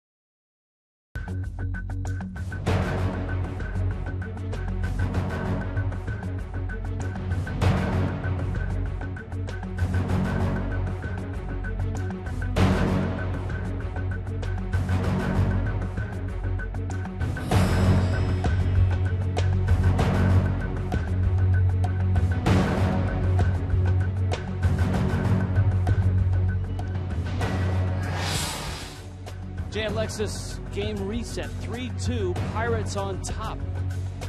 As the Pittsburgh Pirates and Miami Marlins open up a very brief two-game series. A long two-game series would be one with an off day in the middle. We've seen that before. Yeah, that would be at the beginning of the year. Yes, for an opening night or an opening day. The Marlins had a one-game series. My goodness, the Marlins can't contain Rod Barajas. You saw in that video montage to open the inning, Barajas homering. This is a double to lead off the seventh. Boy, you talk about just on the line. It was. But Barajas just had a couple of really nice swings with the home run and now this double. This is the bottom of the order, but Clint Hurdle is due to pull Brad Lincoln, who is making a spot start. Yeah, 80 pitches for Lincoln, certainly over and above what Clint Hurdle had expected. Now Barnes, though he has singled in the game, might just be bunting here because he was hitting 162. Drops down a bunt. It's a good one. Sanchez spins, throws, and got him. Good job. Good idea. He knew Barajas was the runner. He knew he can't run too well, and he had time. We have to think that play out. You have to know who the runner is, and Sanchez did. Good footwork, good position, nice throw to Hanley. Hanley got over there just in time. That's nicely done. So Barmes is at first. Garrett Jones was the first choice. He was on deck, and now he's called back it looks like the Pirates are going to go with option B, and that is Jamaico Navarro. Yeah, I think had there been a runner at third base, we would have seen the power hitting lefty Garrett Jones.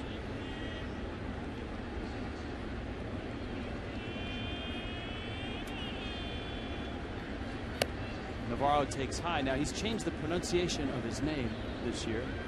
Now going by Jamaico. It was Jamaico up until this year.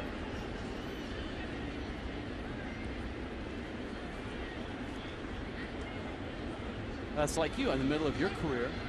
When you went to Montreal, you went by Tomas.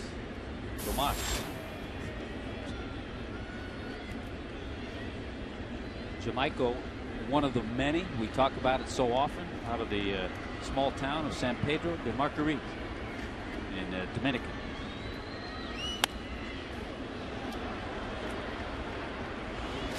Morrison looks up and makes the catch. Barma scampers back to first.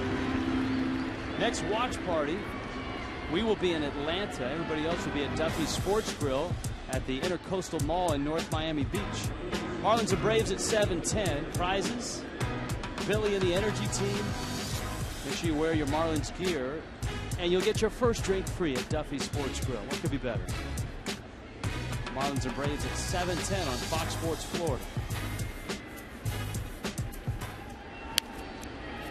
That's a game in watching Anibal Sanchez tonight.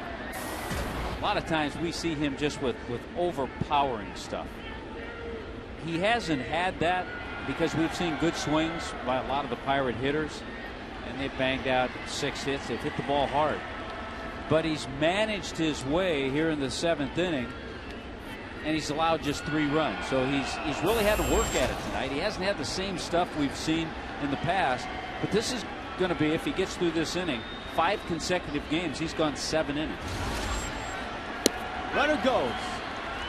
And a nice pick by Infante on the throw by Buck. And Barnes is out. John Buck with a little help from his friend Omar Infante. 7th inning stretch. 3-2 Pirates.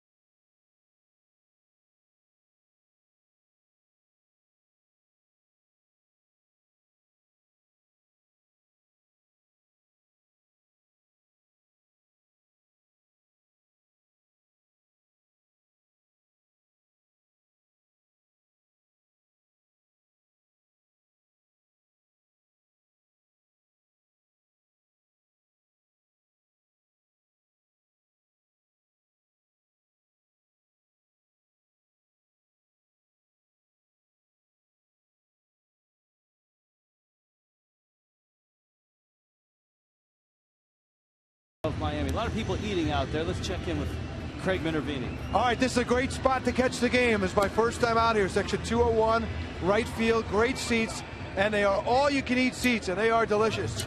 Not the seats, of course, the food. Justin, are you taking advantage of the? Absolutely taking advantage of every second of this amazing deal we got on all-you-can-eat Mondays. What's the deal? It's $30, all-you-can-eat nachos with beef chili, cheese, you get hot dogs, Drinks? you get drinks, you get all you can drink sodas, you get peanuts, popcorn, $30. 30, that is, and it's a nice seat too. Is this your group here? This is my group. All right, who of the group is taking the most advantage? Who maybe the Marlins are losing money on? Who's the guy? You are? The Marlins are losing money on this. Is your birthday? Yes, sir. Share with Tony Perez and Joey Cora. That's pretty darn cool. So how many trips have you made? What kind of food do you? Yeah. Oh, and the food? Maybe 4 hot dogs, popcorn, a bunch of Diet Pepsi and stuff. 'Cause I'm on a diet. It sounds like you're on a diet. 4 hot dogs. All right, only 4 hot dogs, but they're light, I believe. They're chicken franks. Okay, guys. $30 selected Mondays. That's a great deal. Good for you, and the food's real good too, right? Oh, it's fantastic. All right, guys. Thanks a lot. Back to you. Thank you, Craig. 4 hot dogs. Impressive. And Jared Hughes comes out of the bullpen for the Pirates. We told you the Pirates bullpen, one of the best in baseball. Second in the National League in bullpen ERA to the Cincinnati Reds. And Hughes, a big right-hander, who spent some time in your neck of the woods, Tommy Hutton. He was born in Stamford, Connecticut. Grew up in San Marino, California. Then moved to Orange County. Now, Hughes played a year at Santa Clara University and then went to Long Beach State. He was a teammate of Troy Tulowitzki and Evan Longoria. Nothing tricky about Jared Hughes. Fastball, sliders. Word is his fastball. Now you have to get the right explanation. Is a boring fastball. You want to expound on that? Yeah, it bores in. It's heavy. Anytime a fastball is heavy, it bores in on hitters.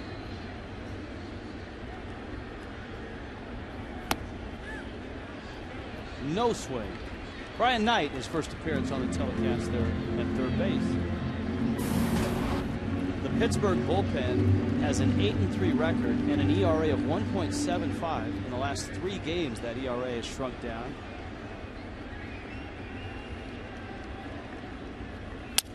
Broken bat. This is going to be a tough play. Barmas, a good shortstop, though, and he makes it. You take all the different sabermetric measurements defensively, and Barmas is at the top of many of those lists. He was the best ultimate zone rating UZR shortstop in baseball last year. And remember, he moved over to second base for Troy Tulowitzki when he was with the Rockies.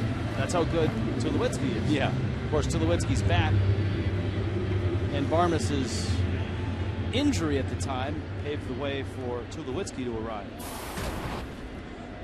So Barmas makes the play. Here's Buck now, who's flied out twice.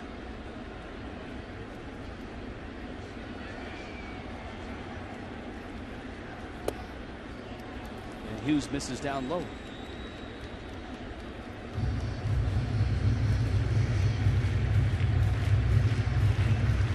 Overall, a 2.61 ERA for the Pen. Cincinnati at 2.50. You know who has the best bullpen in all of baseball? You would like to think that it would be a contender, a team in first place, but it might not be. Their hitting coach has the same last name as the Pirates left fielder. The Atlanta Braves. To left, Presley has it. Where's Jim Presley? I do know where Jim Presley is. He's the hitting coach for the Baltimore He's in Baltimore. Baltimore having a terrific year. Yes. And they have the best bullpen ERA. Steve Cishek out there. Buck singles. And it's the end of the road for Anibal Sanchez. Marlins are going to have to fire Greg Dobbs as their pinch hitting weapon here. So Dobbs comes on with a runner at first and 2 outs. You'd love to be able to save Dobbs for a little later in the game with a guy in scoring position. Ray Searage, the pitching coach for the Pirates. Yeah, you really have to pick your spots with pinch hitters. I would imagine this is a decision. These are things Ozzie has to think more about now that he's a manager in the National League compared to when he was with the White Sox. Ozzie Guillen said something interesting this weekend. He said he thinks it's easier to win a Cy Young in the American League than the National League because, for instance, a guy like Felix Hernandez, when he was in Seattle, there were games where he was behind 1-0 in the 7th or 8th inning or 6th inning even, and Seattle didn't have to pinch hit for him. They could let him just keep pitching the rest of the game, whereas if you're in the National League, you're going to pinch hit for him to try to get a run. I don't know what the number is. I would guess there are more complete games in the American League.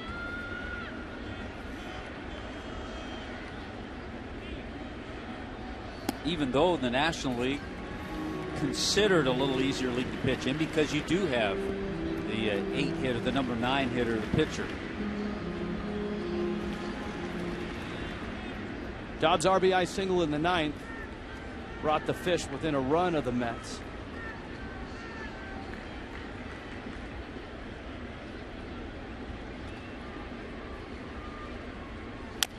Dobbs a high chopper. McGee off to get it and flips. Did he get it? Yes. First base umpire Mike Machlinski had to take a second look at that one. As will we. He got it.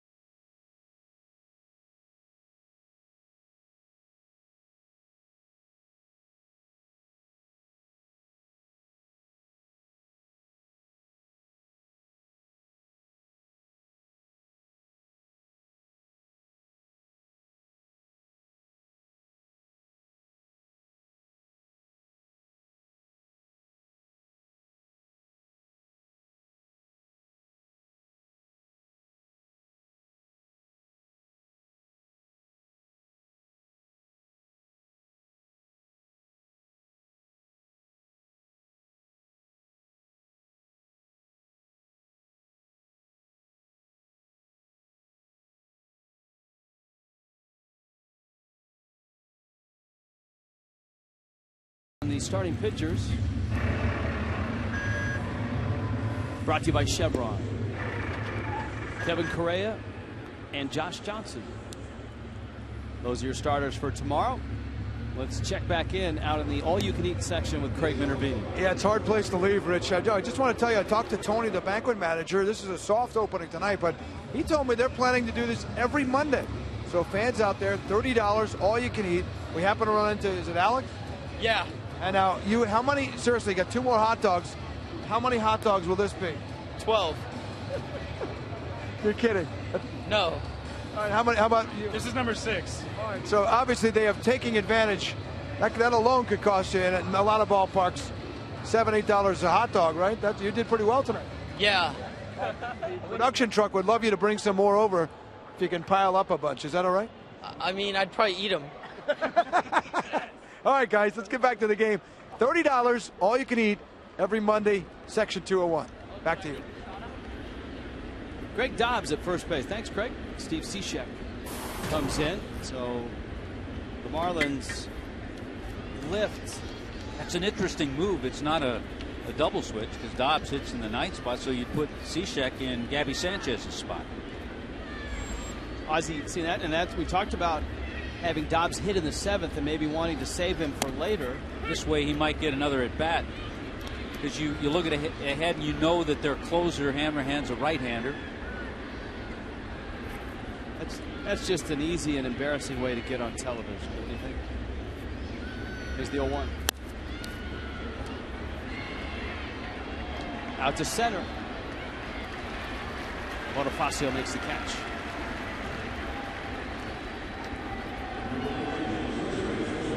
In the Pirates bullpen, it's Jason Grilli.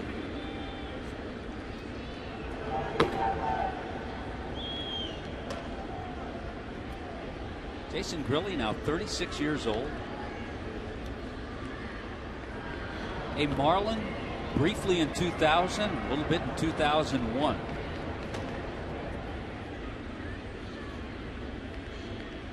Neil Walker, Cishek into his first inning. Walker pounds it down the left field line. That's deep, and it's off the wall but foul. That ball, when it left the bat, you were thinking it was going to slide foul, but it kept on a pretty straight course. And look how close this was to extra bases. That was close. It's a whole lot closer than a lot of people thought. Walker was going hard, though, all the way. See the dent.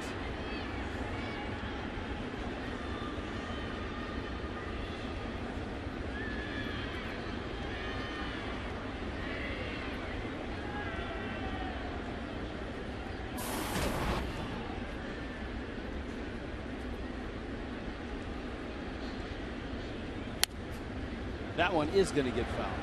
Steve Cishek going with the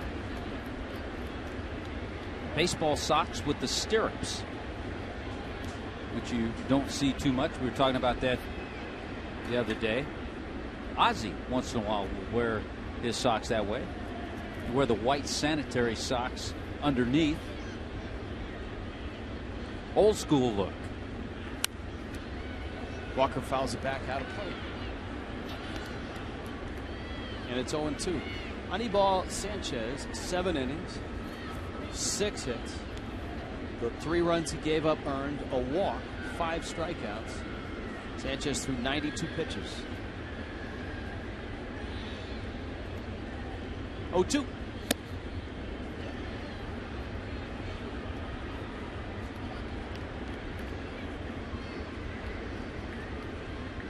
Sanchez lifted for Greg Dobbs.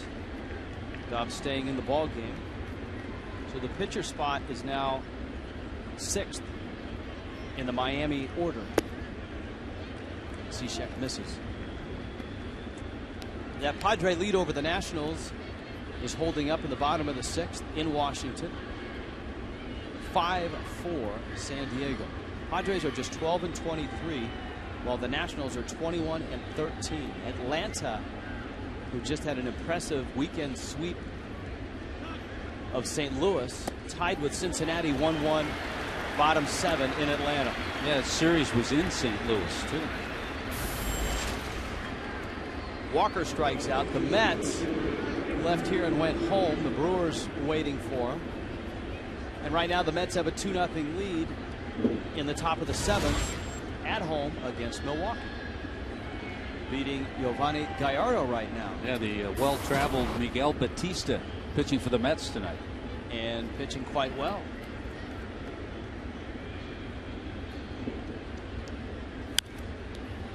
McCutchen fouls it back. He's part of our Toyota trend.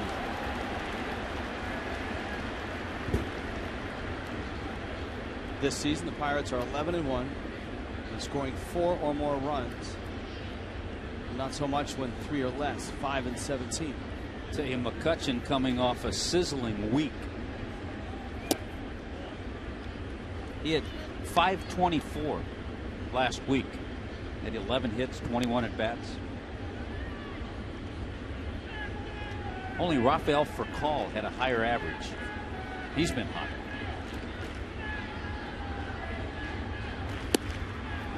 But of course, the best overall week was Josh Hamilton. Right behind him was Carlos Beltran. Beltran is leading the National League in home runs right now. He's one ahead of Matt Kemp, who's got a hamstring issue going. Both of those guys players of the week in their respective leagues. Another broken bat. Infante out, and he just reaches out at the last moment and gets it. Scoreless inning for Steve Cishek. Marlins go back to work against the very good Pirate bullpen in a 1-run game in Miami tonight. Pittsburgh has a 3-2 lead.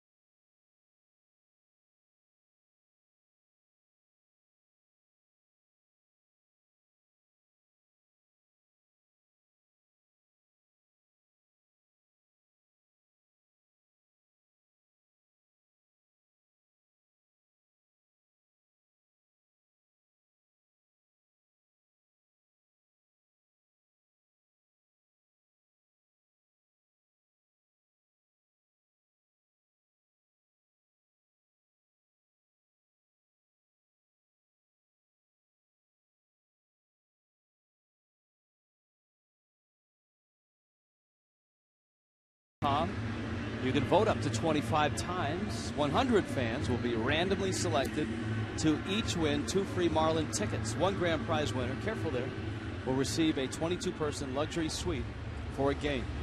Go to Marlins.com and vote now. Well, we told you we had a Jason Grilli sighting. Remember that trade back in '99? Grilli came over with Nate Bump from the San Francisco organization for Livan Hernandez. But he's having an outstanding year. 13 innings, he has 23 strikeouts. So a fastball, a good slider, and a pretty good changeup from Grilli. And a lot of experience in the big leagues. Top of the order. Reyes leads it off. Well, this is where you'd like to get something going with the top of the order here. Jared Hughes an inning in relief. Brad Lincoln actually got 6 innings in his start. He got to 80 pitches.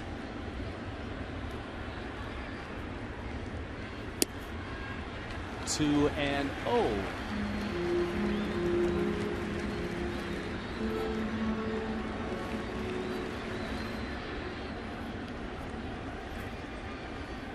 Infante and Hanley Ramirez. Logan Morrison, if anybody reaches, in the 8th. At the letters for a strike. Reyes appeared to be taking all the way. A solid game for Mark Wakener behind home plate.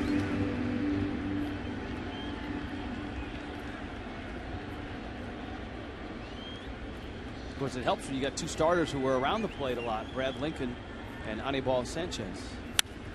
Reyes bangs that one into left center field. It drops for a hit. Presley picks it up. And the Fish are in business here in the bottom of the 8th. Jose Reyes now with a 5-game hitting streak gets things going in the 8th. Now we'll see what type of move both to the plate and to first Grilli's got.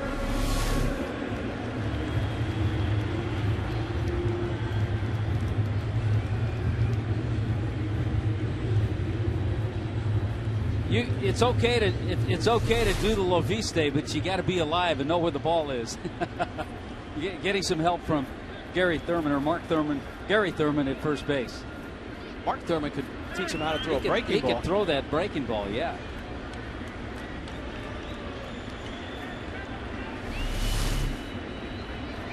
Yeah, I see him, but I don't see the ball. So Thurman right on it. Grilli from the belt. Infante.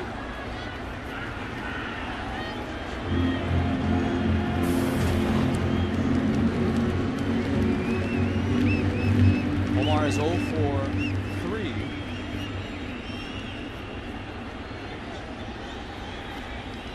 He was 0 for 5 yesterday.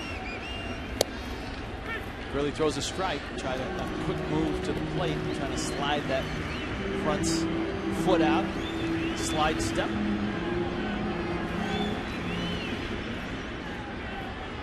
What you hope for as a hitter is that a compromised delivery takes a few miles an hour off the fastball. Really had a couple of good years with the Tigers. Moved on to the Rockies. Well, certainly familiar with Clint Hurdle.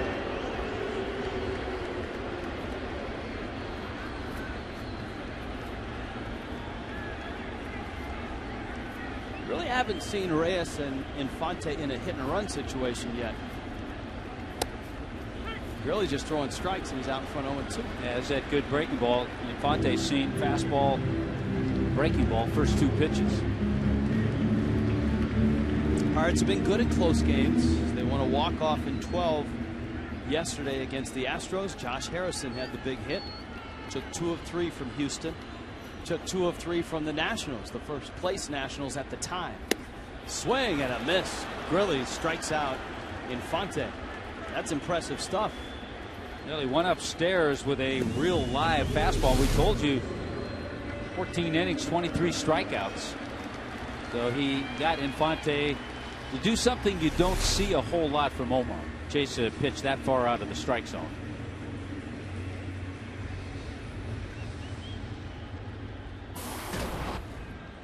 Now Hanley Ramirez, and now the likelihood of Reyes running increases, although Grilli has shown a quick move to the plate. He hasn't shown a great move to first yet. Boy, he's Strike. just burying that slider. 0-1. He dotted the black.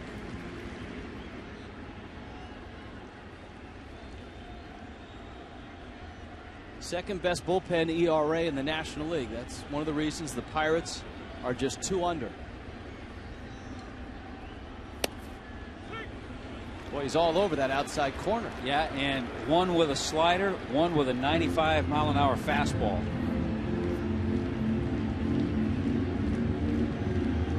And now that he's established he can hit the corner, he can always go out a little further. A couple of years ago, just 2010, he missed the entire season with knee surgery. So his arm's fresh.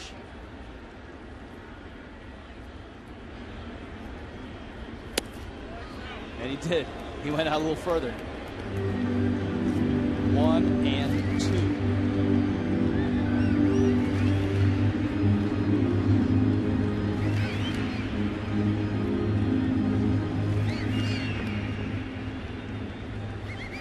Closer for the Pirates is former National Joel Hanrahan, who was an All-Star last year.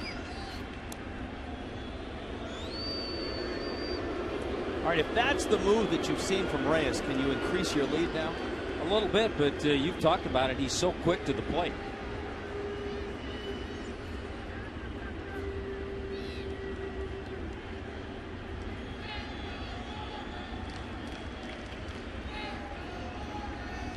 Outfield deep for Hanley, who is homered.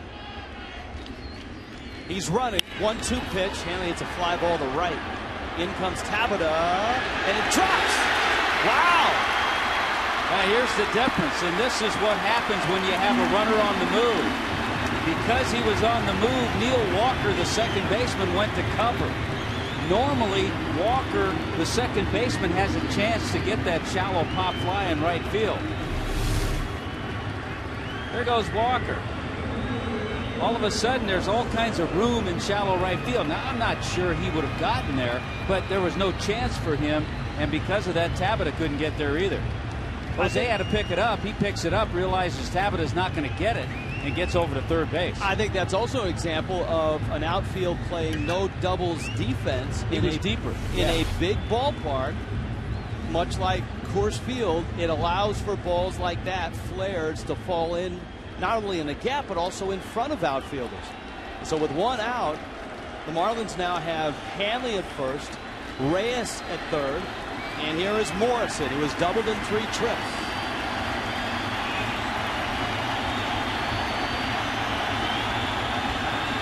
Jason Grilli. Fastball fouled out of play. Couple of things to think about here.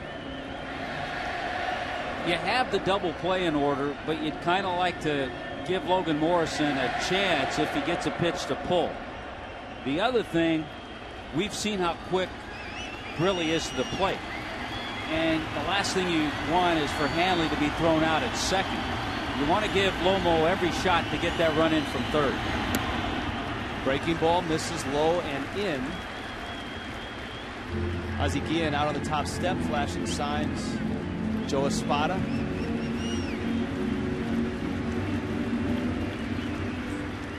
Morrison really matured in this spot last year, and you can see this year he's driven in that run 3 of 6 times. Major league average is right around 50%. There's a breaking ball, and it's in there for a strike. Wow, right on the black. Well, he's been all over that corner to righties and now to Logan Morrison, a lefty. That is about average. I remember you and I talking about that last year. We thought it'd be a little higher. But obviously it's a little tougher to do when there's a runner at first and there's one out, because a ground ball, instead of driving in the run, can end the inning. 1-2 pitch. Swing and a miss. Grilli gets a strikeout. A big strikeout for Jason Grilli. And now Giancarlo Stanton, who is 0 for 3 coming up. Grilli is throwing as hard as I've ever seen him throw. Fastball's 94 and 95, and then a nasty slider as well. And he just threw that one by Lomo.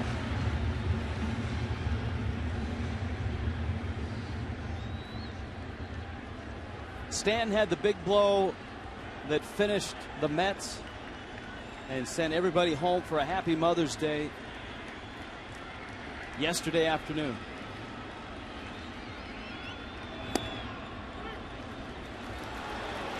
A strike.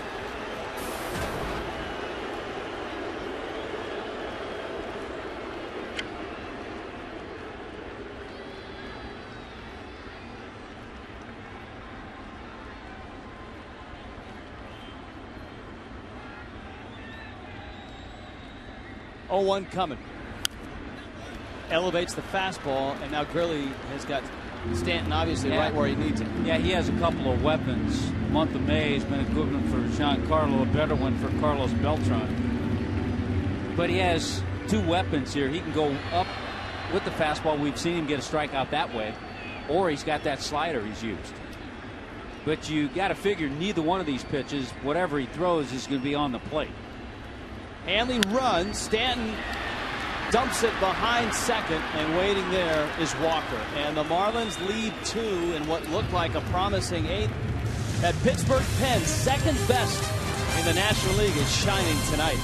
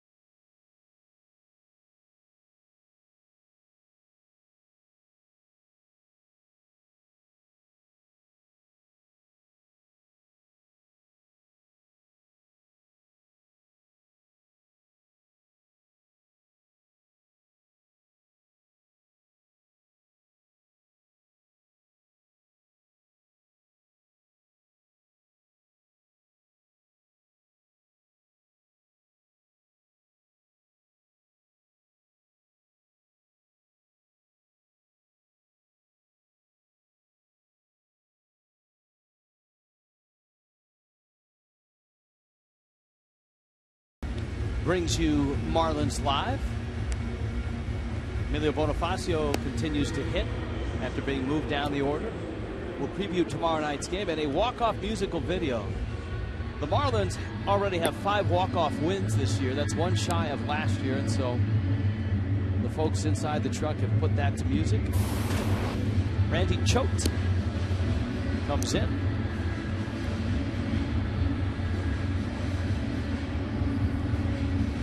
Takes over for Steve Cishek, who worked a scoreless 8th. The offensive woes continue, 1 for 8 with runners in scoring position. Big opportunity last inning, and now it's up to that bullpen to keep it a 1-run game. And the Marlins surely are going to see the Pirates closer, All-Star Joel Hanrahan. Hanrahan with 6 saves this year.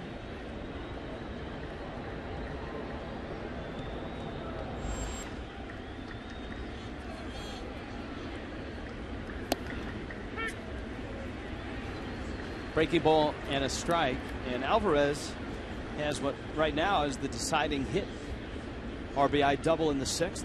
It scored Andrew McCutchen.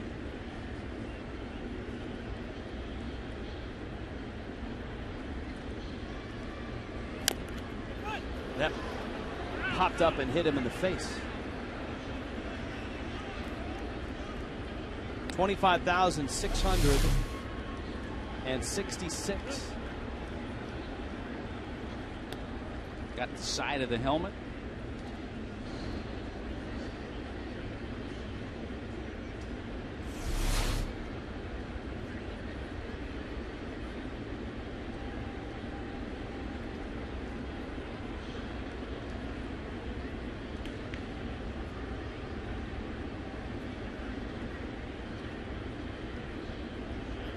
0-2 coming. Choke, good sharp breaking ball. And it stays at 0-2. You would think the decision Ozzie has to make after Alvarez, you have a righty in McGee. Ryan Webb getting loose, but after McGee, you have a lefty in Presley. So if he gets Alvarez, maybe you let him hang around for McGee. And maybe, but Presley not a home run threat. McGee is. Breaking ball gets him.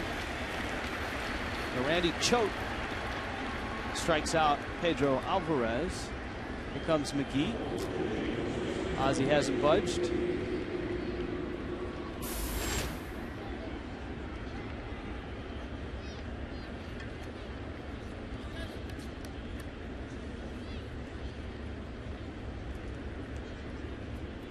McGee this year a little better against left-handed pitching.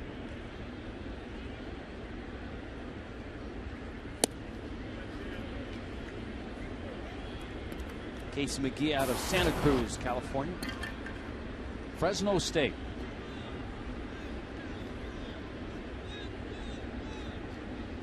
You talked about the big year in 2010. Drove in over 100 runs. To short, Reyes makes the play. That's Dobbs over there at first, remember. 2 outs, and here comes Alex Presley. If the Marlins can get to the bottom of the ninth down a run, they'll have the pitcher spot, then Bonifacio, then Buck, then Dobbs.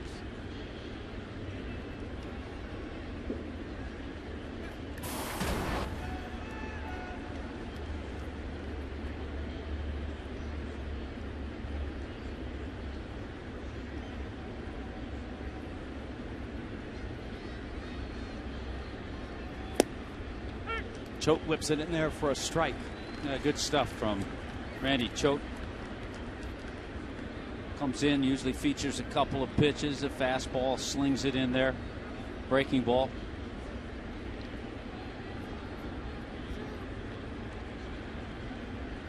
Oh, 1.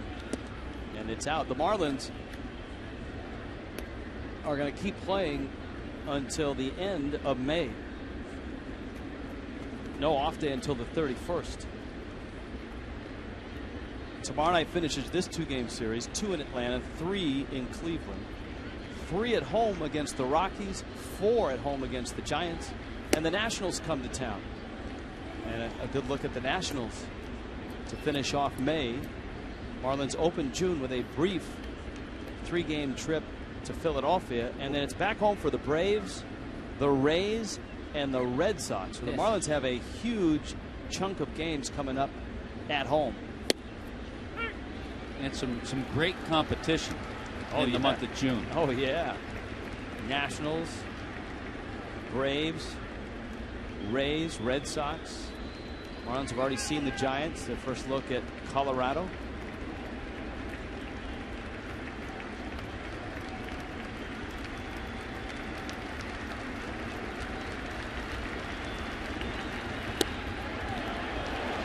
That just missed. See pitch number 5. See the Blue Jays in the month of June.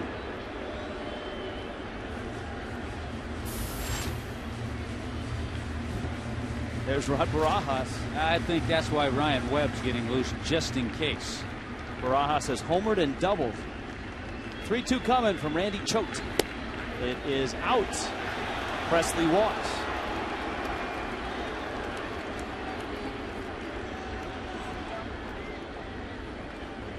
And here comes Ozzie, and here comes Ryan Webb.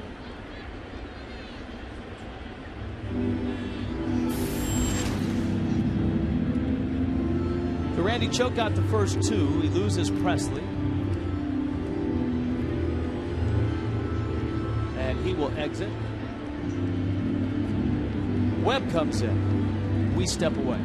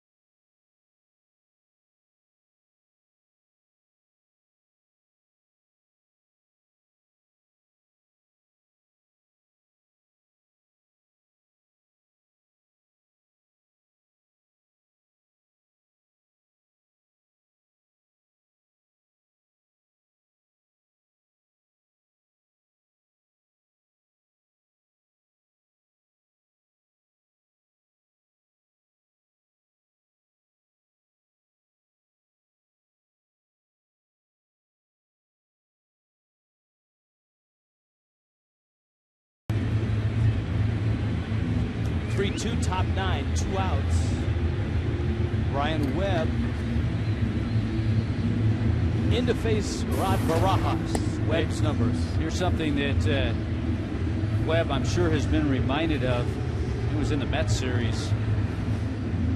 Forget who the runner was at second base. He never checked the runner and took off and stole third base easily. So you have to be careful with Presley, the runner at first, who is a base stealer. You have to give him a couple of looks. You don't want to just allow him to take second base and get into scoring position for Barajas.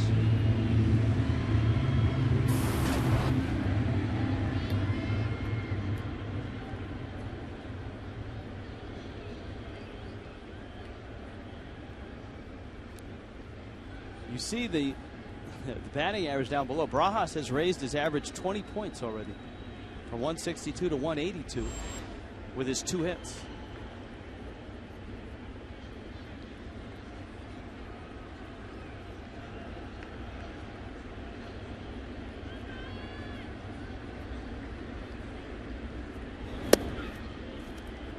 Boy, in the outfield, extremely deep. Lomo can't get much closer to the Clevelander. I mean, Lomo's a couple of steps from a warning track. In my opinion, he's too deep. I mean, there's a lot of room out there to drop a base hit. I know he's trying to cut a ball off and keep it from going to the gap.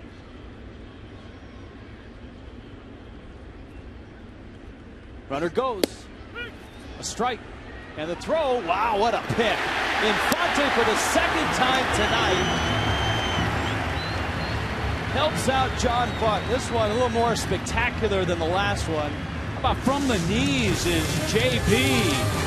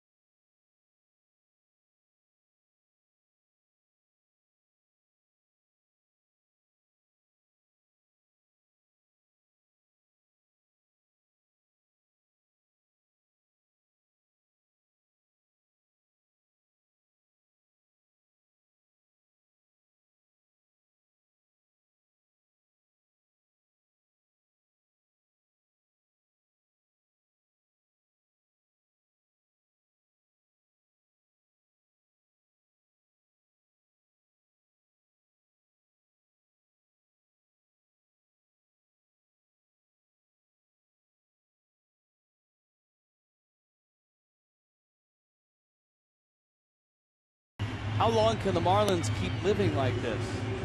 Keep getting to the 9th inning, trailing, coming back, tying the game, and then winning it. And they're going to have to do it again if they're going to win this one. The Marlins' last at-bat wins, first in the National League. Walk-off wins, tied for first. Comeback wins, tied for first.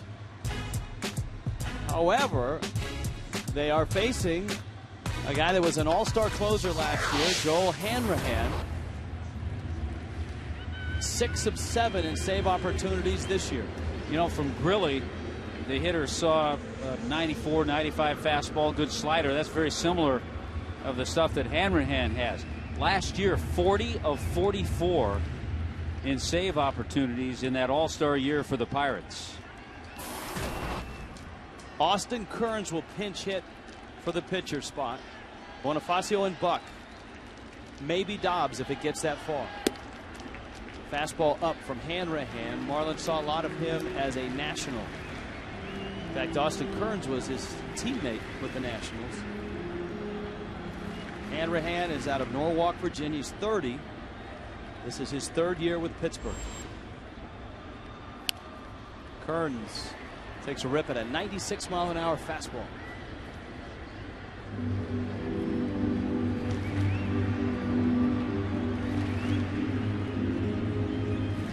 Yeah, prior to last year, when he saved 40, the most saves he'd ever had in the season was 9.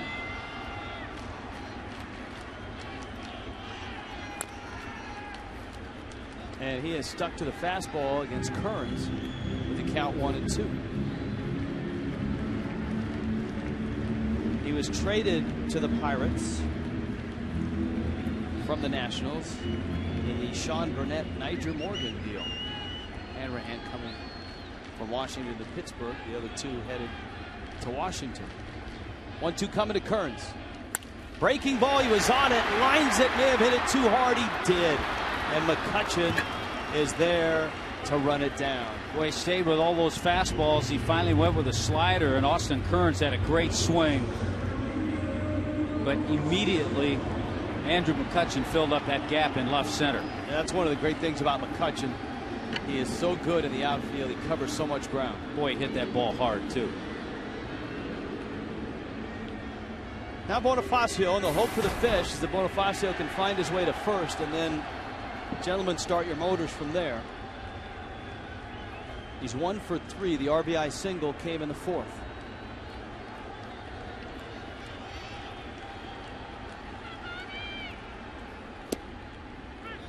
Fastball for a strike.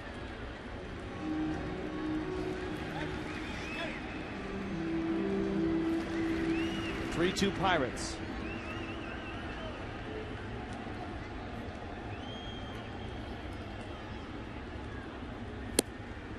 Outside.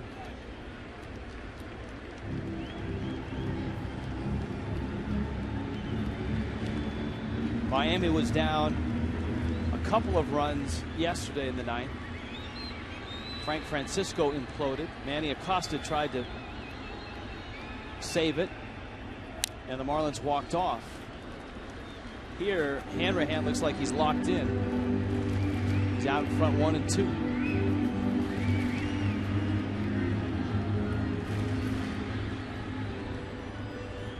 Clint Hurdle's ball club has won their last 2 series, beating the Astros and the Nationals. Marlins have won their last 4 series. Sweeps of the Giants and Padres, 2 of 3 from Houston, 2 of 3 from the Mets. Look out. The Marlins have already had 16 games this year of scoring 3 runs or less.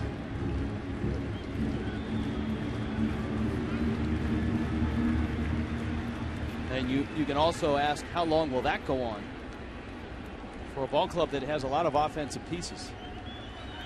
Well, as long as the offense stays stagnant and doesn't hit with runners in scoring position, they'll go on for a while. 2-2 to Bonifacio. Hanrahan's just bringing his best fastball.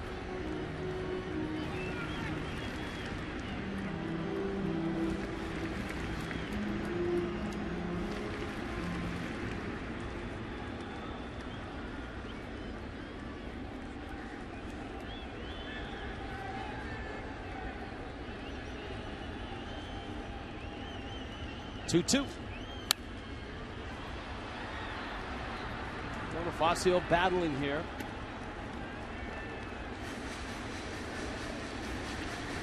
Marlins trying to get that speed on base. Joel Hanrahan of the Pirates trying to nail down the save. Miami has won 10 of 12. Pittsburgh has won 4 of 6. Pirates have had the key hits tonight. The Marlins once again struggling to get guys in scoring position and then get them in. And Bonifacio lifts it in the air to left. Presley makes the catch. There are 2 outs. And it's down to Miami catcher John Buck against Hanrahan. Well, you pointed it out, Rich, the numbers coming out of that bullpen for the Pirates, and some good arms. Second lowest bullpen ERA in the National League. Cincinnati has the best. The Reds, by the way, now have a 3-1 lead in Atlanta. And so that bullpen will be called upon for the Reds. Buck pulls it foul and wide of third. Buck had the 2-run homer to tie the game yesterday in the 7th.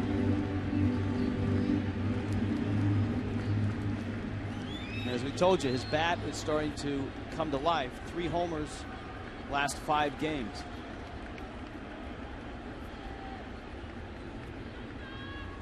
Oh, 1. Oh, a nice location. That's the hardest that Hanrahan has thrown here. 97 miles an hour, right on the black. Yeah, if you think about the Fox Tracks, how it looked with Grilly out there. The same thing with Hanrahan, just painting the corners with hard stuff. This is up.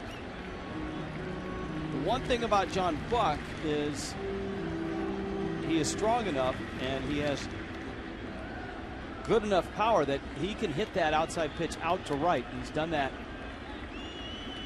as a Marlin. The 1-2. Takes a high fastball now at 98 for Hanrahan. So as Hanrahan gets loose here, he's thrown 15 pitches. He's picking up speed. The Marlins would like to get Greg Dobbs to the plate. Buck has to reach for that to happen. Joel Hanrahan, the 2-2. That's out.